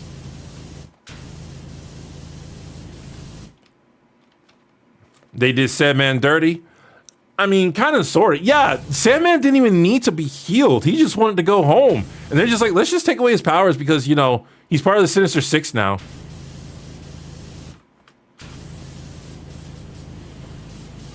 And he, like, there's so many plot reasons why nothing in No Way Home makes sense. But one of the big ones is Peter Parker's like, oh, I want to save them so they don't die when they go back. Peter has no reason to believe they will be safe once they go back. He plucked them right before their deaths, which means that when they get sent back, they are going to die anyway. Like, What on earth? And you know that's going to happen because the other Peter Parker from that universe is there. And he he can tell you they're dead.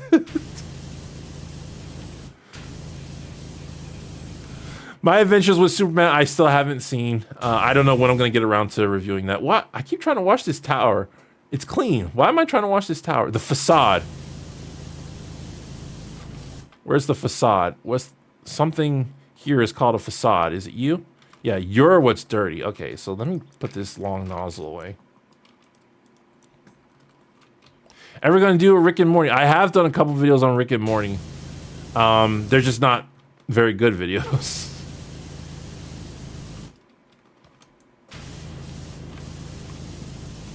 Why is this facade not being clean? That's a door frame. I want the facade clean. There we go. Okay, I was supposed to do the tower last and I completely forgot.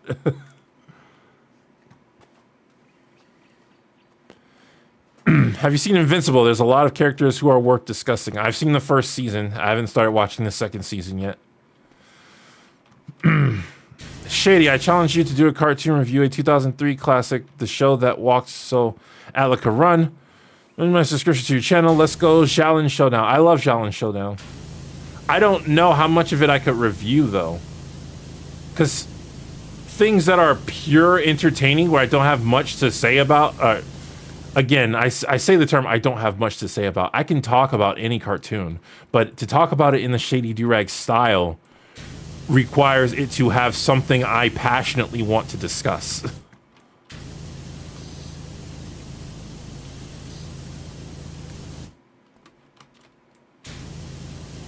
What's wrong with Rick and Morty videos? There's nothing wrong with Rick and Morty videos. I said I've made Rick and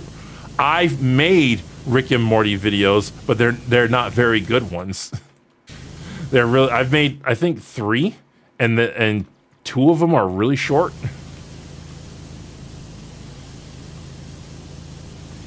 I wonder who made the house very dirty. Well, the I don't know if this is the same place because I haven't been keeping up with the lore. Oh, I like that landscape. But the lore was in this game that you were in a neighborhood that was near a volcano, and the volcano was becoming more and more active.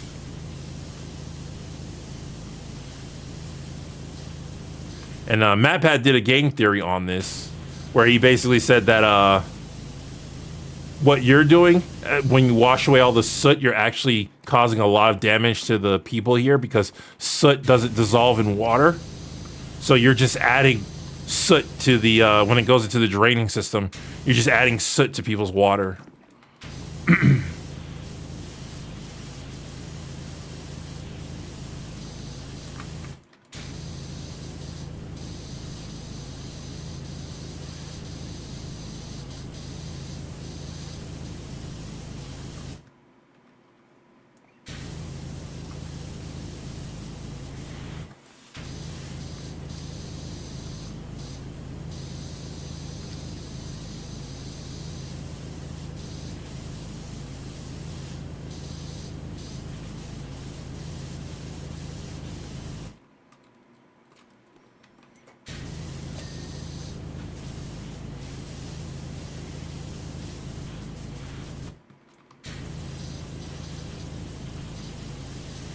Maybe it's soapy water. Actually, no, because you could add soap over here. Cleaning liquid, you can add soap to your nozzle.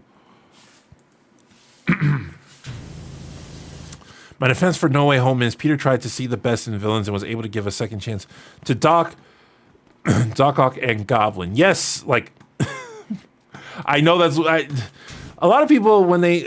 okay, hold on. That sounds very condescending when I say it like that. A lot of times when I give my analysis on a story, people are like, this is what the story tried to do. And I'm like, I know what the story tried to do, but it didn't necessarily execute it well. Shady, you should make a Bluey video. I have no qualms with Bluey, but I just don't want to make a Bluey video. Like, a lot of people have suggested I make a Bluey video, but I have no want to make a Bluey video.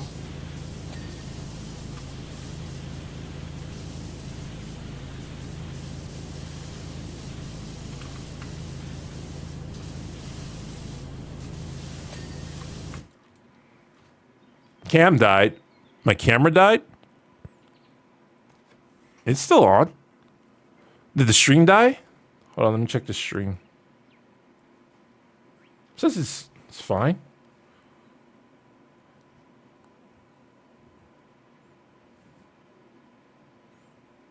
How's the stream for you guys? Is it good?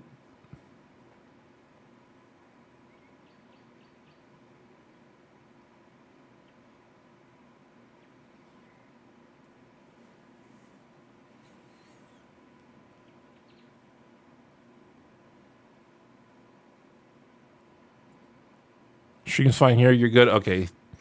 All right.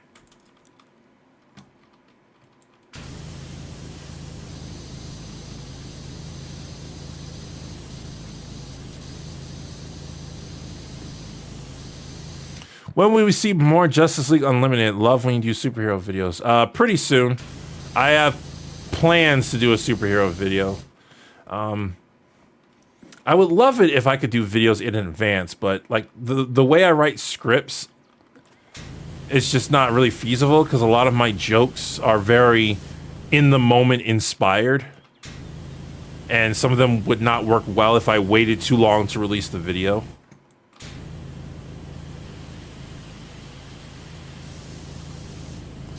Why do these tiles?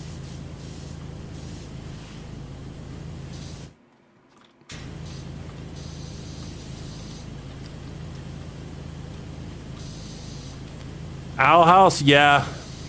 That's something people have been trying to get me to watch. Okay, got you. Now the second one. I'm mad these tiles still aren't done.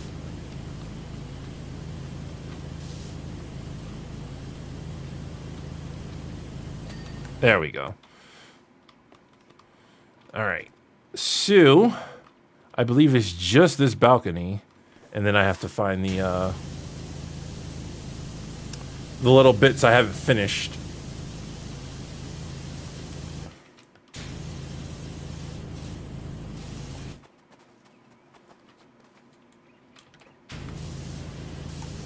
Any thoughts on watching Disenchantment Part 5? No. I'm so sick and tired of Disenchantment. Like, Disenchantment Season 1, 2, and 3 just, they annoyed me so much.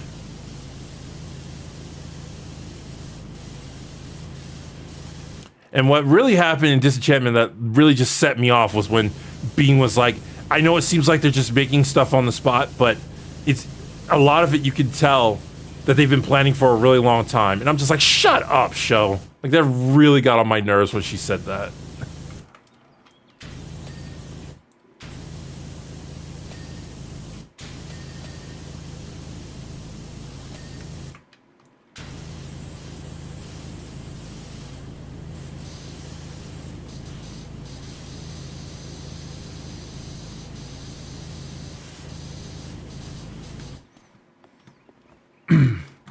Have you ever seen Digimon? Yeah, I talked about it earlier. I loved Digimon growing up. Hey, Shady, do you play D&D? Yes. I am both a player and a DM. Although I play Pathfinder rather than 5e.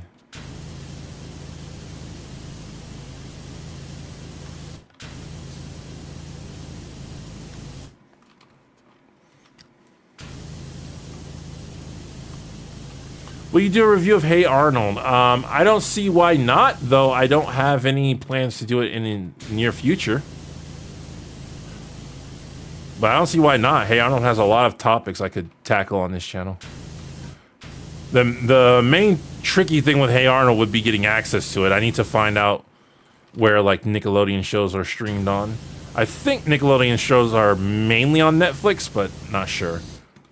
Like, Disney shows are obviously on Disney Plus. Cartoon Network shows, your best chance is Max. Hulu might have them, and some might Netflix, but your best chance is Max.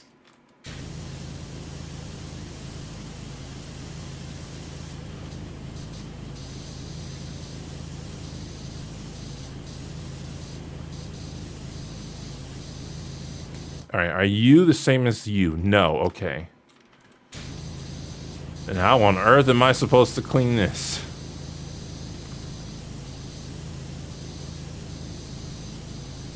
Paramount Plus. Oh yeah, Paramount Plus. Yeah, yeah. I should have thought of that. Paramount Plus is the one I've had for the least amount of time, so I don't always remember what's on there.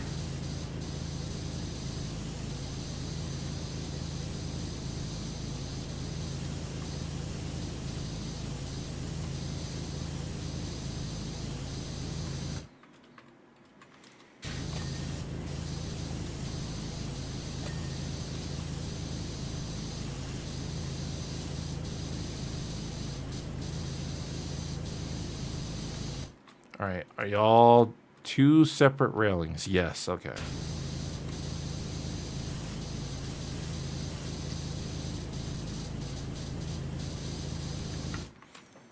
Have you watched Venture Bros? I've seen like one episode of Venture Bros, and I know it gets better, but it was difficult to watch. It's kind of difficult to get past like the first episodes of a lot of shows.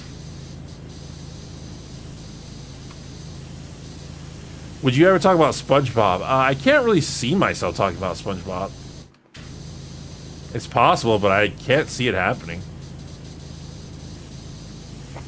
What's your favorite Digimon season? Mine is 1 or 3. For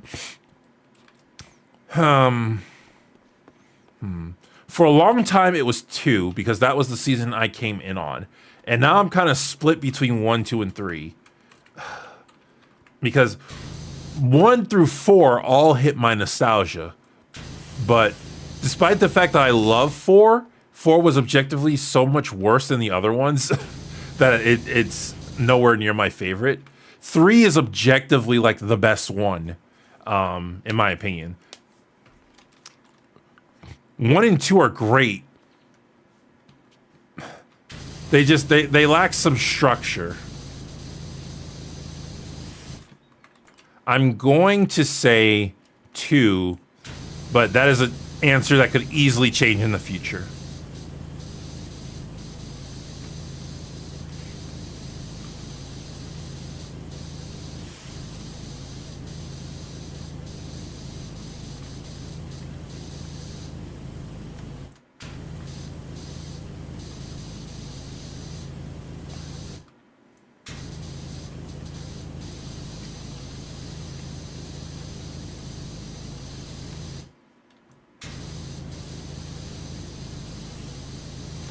Will we ever see more DuckTales, if I may ask? I have plans to do a DuckTales one in the near future, but I don't know how well I'll be sticking to those plans.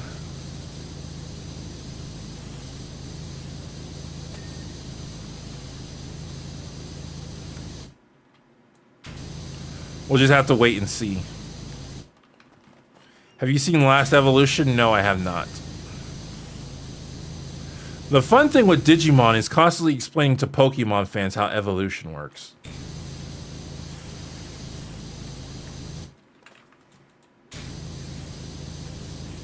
It's like, how do you go from Patamon to Angemon? It's like, well, Patamon's a vaccine type.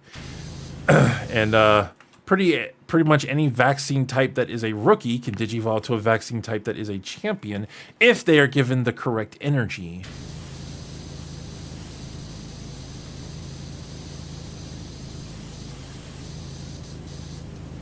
Have you ever smoked a cigarette? No, I hate smoking.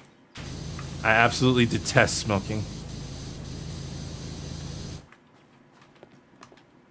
Not sure what it would be about, but would love to see some Total Drama content.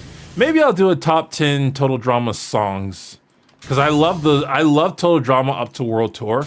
And World Tour is my favorite season, mainly because World Tour is my favorite season because it introduces Alejandro and Sierra, two of my favorite characters, and because it has songs.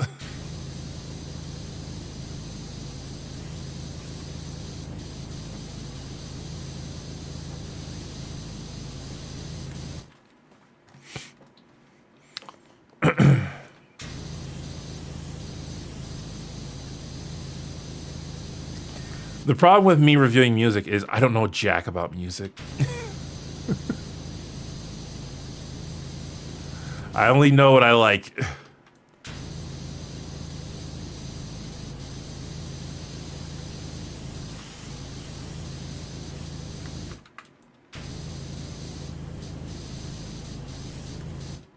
Shay, you hate all smoking or just tobacco? No, I hate all smoking. I do not like smoking.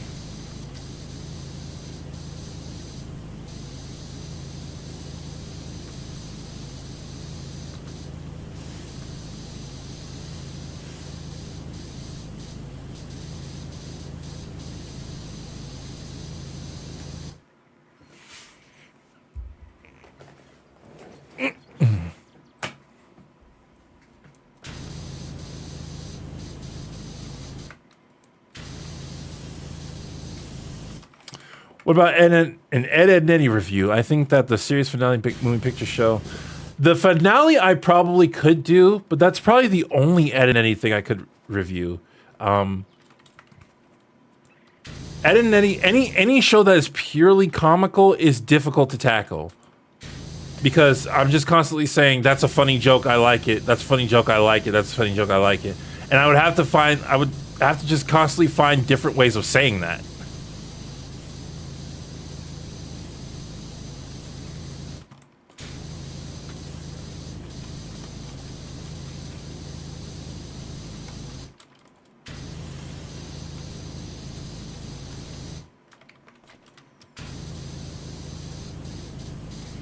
Grim Adventures, same deal.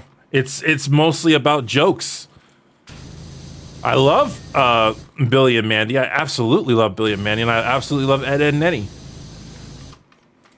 But when it's a mostly jokey show, it's very difficult. Like, that's why I haven't done more Kim Possible stuff, because Kim Possible's a mostly jokey show. I did that one episode because I had a lot to say about the Ron factor and foiling and stuff like that, like the straight man and the funny man.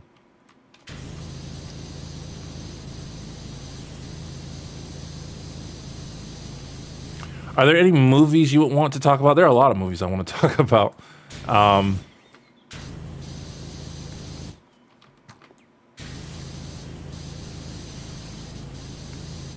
to think if there's one off the top of my head that I really want to talk about. There probably isn't, because if there was, like, that I would really want to talk about, I probably would have made a video on it by now.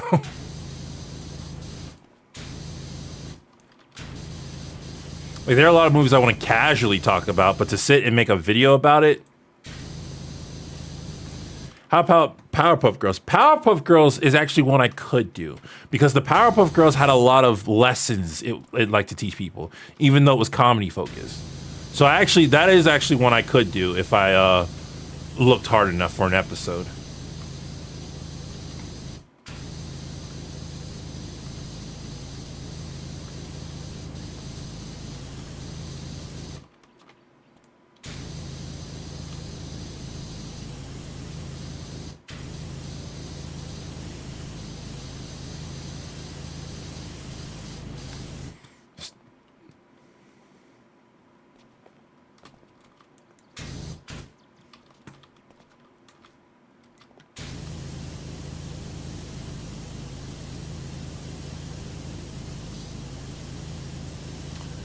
Do you have Thanksgiving traditions you enjoy? Eating. When I was young, like, Thanksgiving was like the big holiday in my family. Christmas was pretty big too, but Thanksgiving was like the big one. Everyone in my family would like cook. Well, all the adults would cook something, and there was like a big hoopla on how we approached it.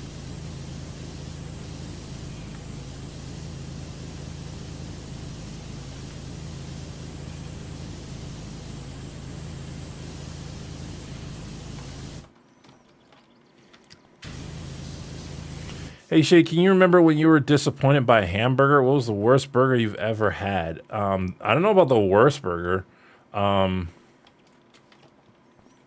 Disappointed by a hamburger. None that I can think of right now. I feel like that is a question I should be able to answer, but I'm coming up blank.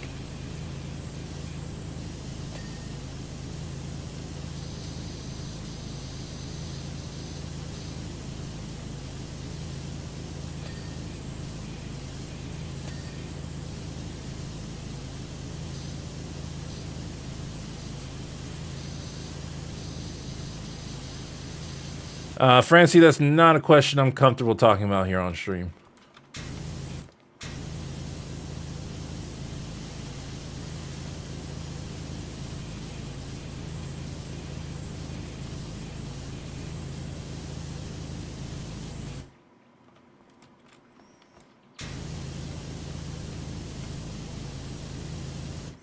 What's your go-to alcohol? I don't drink.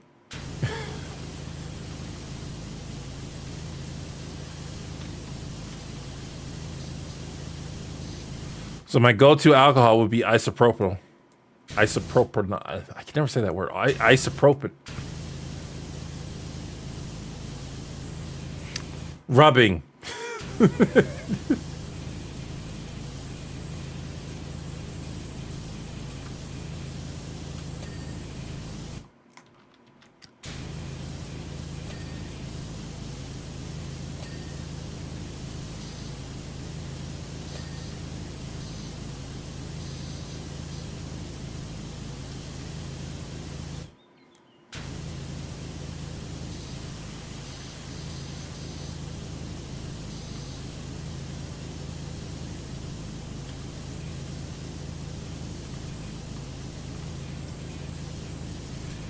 Ever tried turducken? I'm pretty sure I've tried it once upon a time, but I have no memory of it. How would you feel about doing a video comparing older kid shows like 90s to early 2000s to modern kid shows? That would require a lot of work. I would need to really want to work on it in order to do something like that, because I would need a lot of footage.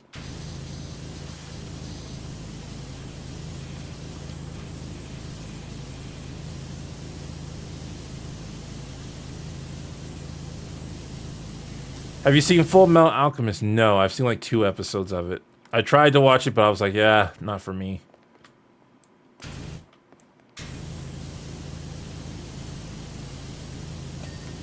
All right, balcony walls done. We're at 98%. That's good.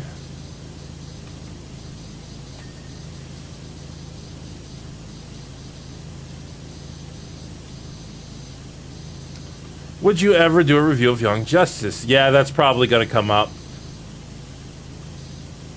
Since I'm reviewing superhero shows in general, Young Justice is probably going to come up.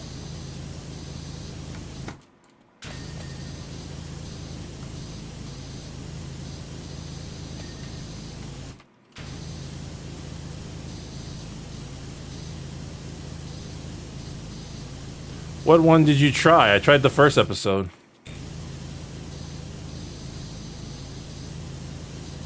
Favorite non-mainstream anime? Non-mainstream? I mean, depends on what you count as mainstream, because Detective Conan is mainstream in Japan, but it's not mainstream in, like, anime in general.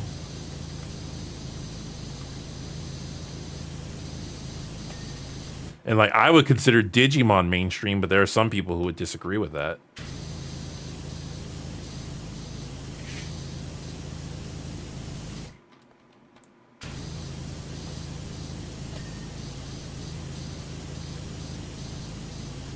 What's your favorite D&D class and race to play? My favorite race is a Kitsune. My favorite class is Rogue.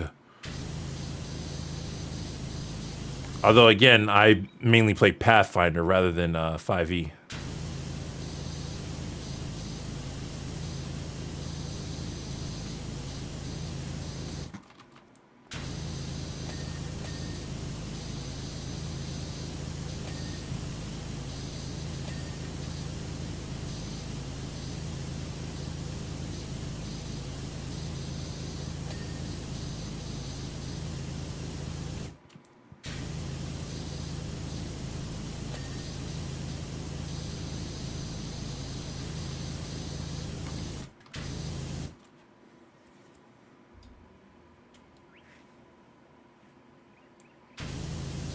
I think there might be buzzing insects in this game, because I just heard something buzz, but I'm wearing freaking headphones.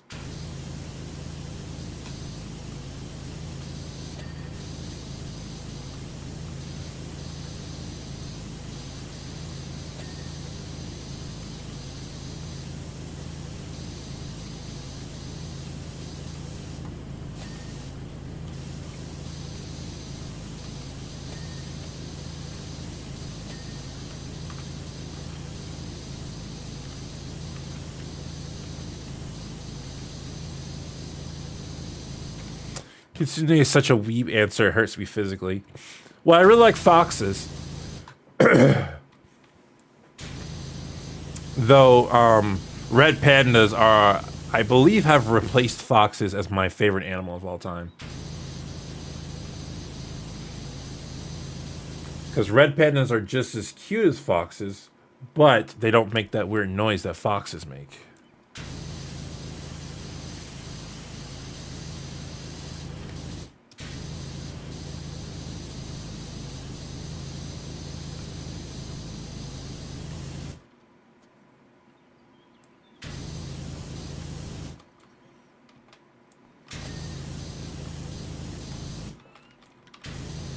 Does US still call Detective Conan the other name, Case Closed? A lot of times when I say Detective Conan, people say, oh, do you mean Case Closed? So I guess so, yeah.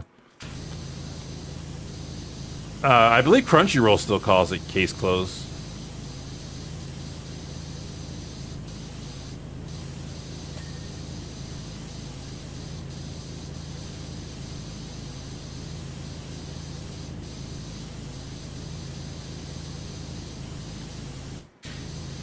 Do you play Overwatch? No, I do not. I don't play very many games now. The only game I plan on playing when it comes out is Tekken 8. I'm a big Tekken fan. Though I haven't played it in a while. The last Tekken game I played was Tekken Tag Tournament 2.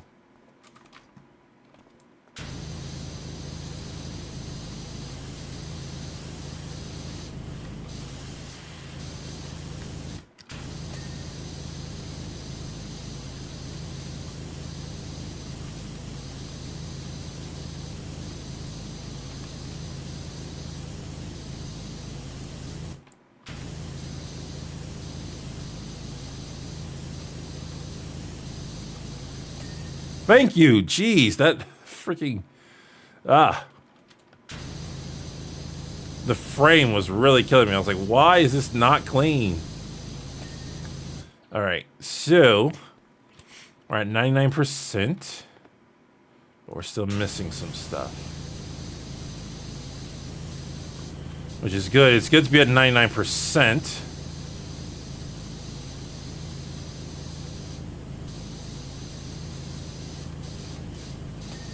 Okay, got you. Ceiling. Okay, anything else up here? Star versus the Force of Evil video. As I said earlier, I want to do a video on the finale, but if I do, it will be a really long video, and I've been trying forever to write a script for it, but I keep stopping when I get to like, I don't know, like 10 pages in, because I spent too much time on the script, and my brain is like, you spent too much time on this, it sucks. I'm like, no, it's supposed to be long in my brain, because my brain is conditioned to think I need to get a video done by the weekend. And it needs to be, I need to be able to edit it within 2 or 3 days. So when I get to really long scripts, it starts not liking the scripts I make. And when my brain doesn't like the scripts I make, it's difficult to make decisions of those scripts.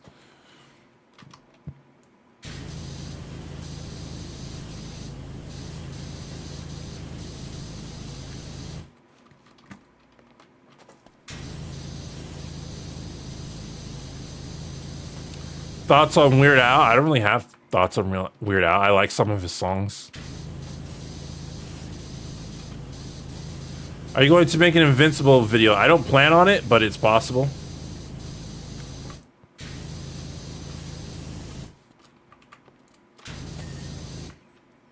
Okay. You play much Legend of Zelda, or is it not to your taste? It's okay either way. Well, my favorite game of all time is Majora's Mask. I used to be majorly into the Zelda fandom. Loved Zelda, loved making theories about the timeline. What got me out of Zelda, because I haven't played it in a while, was there's a couple things. One, Nintendo was doing this thing with amiibos, and I really didn't like amiibos. So that was pushing me away from Nintendo in general, the amiibo thing. The other thing was Skyward Sword came out, and I at first I liked Skyward Sword, but after time passed, I realized it was a a subpar Zelda game. I was like, this is supposed to be like, they hyped this up as the prequel to everything Zelda. They hyped it up as that, and it barely even tries to be a good prequel. Like, Skyward Sword, I genuinely think is one of the worst Zelda games ever. And then Hyrule Historia came out, and I did not like some of the answers that Hyrule Historia said about the timeline. So all those things combined, plus, again, I was in college, so I didn't have a ton of money, just kind of got me out of Zelda.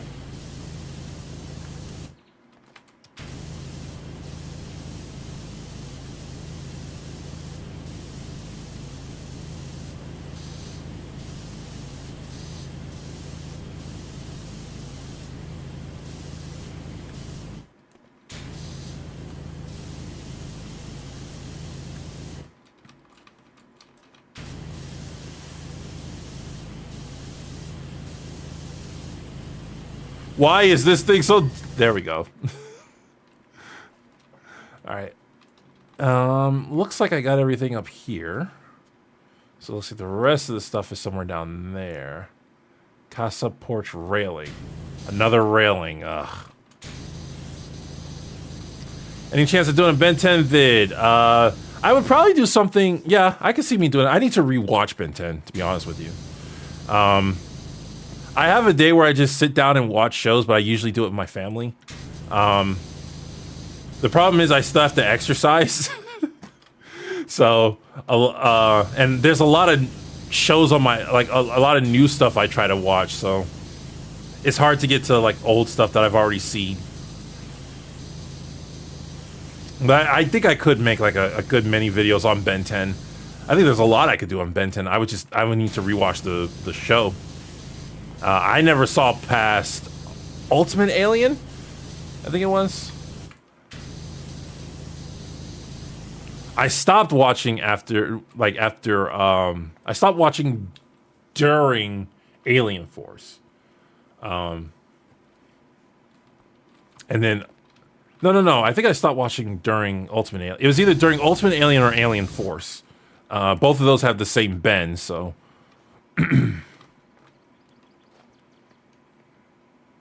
what else are we looking at? Something down there. I saw that. Courtyard lamp.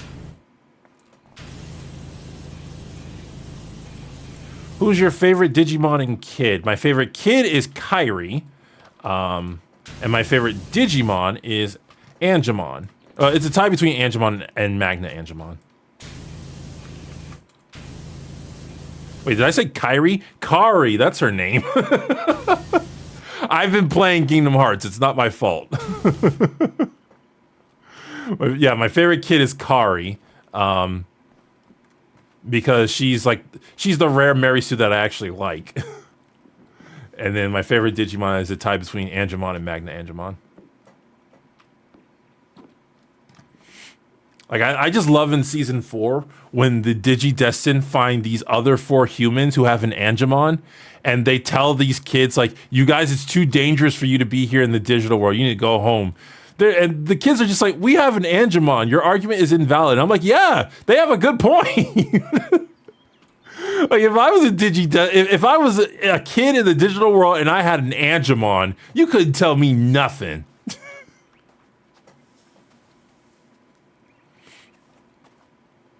What do you have anything positive to say about Teen Titans? I have plenty of positive things to say about Teen Titans Go. I don't hate Teen Titans Go. The worst thing Teen Titans Go did was it was played too much. And that wasn't its own fault. That was Cartoon Network's fault.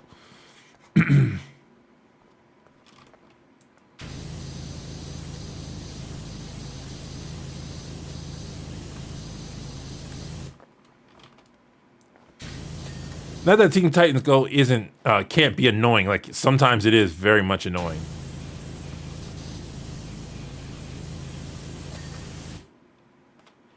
But I think it really is just a junk food show. It's like, you know, you just completely turn your brain off. It's not good for your brain to watch that kind of show, but like, I have plenty of junk food shows that I watch. Back in the Barnyard was one of my junk food shows. And plus, at the very least, Teen Titans Go, you can say, has good animation and good voice acting. Hello. I just saw something that was very bad. Was that lamp? Another lamp. Thoughts on potty humor? To be honest, I hate it when Teen Titans Go really went all... I'm not a big fan of potty humor.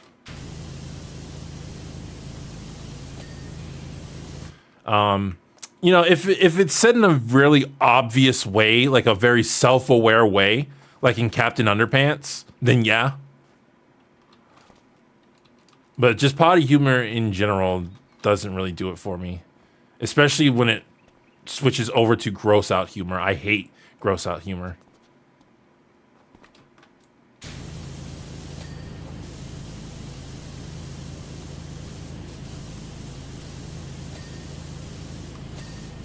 Yay, we got the to-do list up. Okay, courtyard upper wall decoration. Upper wall decoration, okay. Small terrace parapet and tower door handle. Okay, well, I know where the tower door handle is. I thought that was part of the tower door.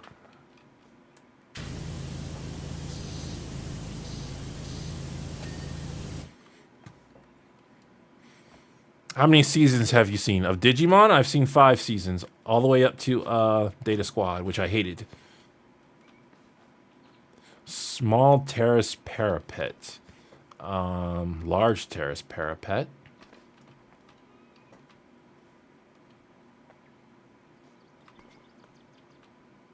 Wait. That's the large terrace. Where's the small terrace parapet? You? No. You? Oh, there. Yeah.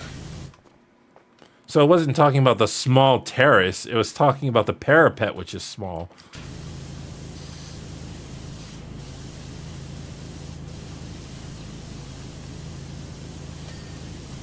Hey, and the courtyard upper wall decoration.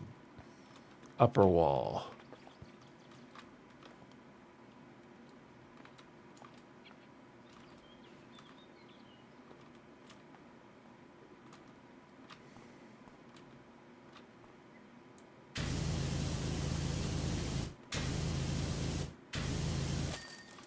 Yay! Now I have to go jump off something high so the camera can catch me in midair.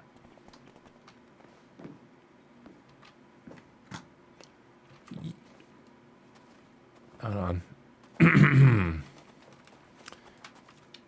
Ready? Woohoo! Whew.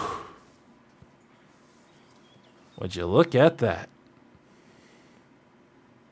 Casita.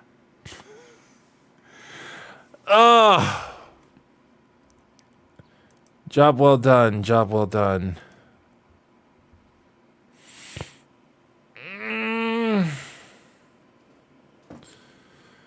Oh, all right, you guys. I'm going to call it there. Whew. Got ourselves a nice, clean house. Thank you guys so much for joining me and sticking around. Appreciate all the super chats and donations and all the questions. Try to get you guys a video out by next week. We'll see what happens. As always, I just release videos as best I can. I try not to rush them, but probably the next one will probably be out sometime next week. Yeah, that's all I got to say about that. I'll see you guys in the next video. This has been Shady Doorags. So long. Farewell. Na Wiedersehen. Goodbye.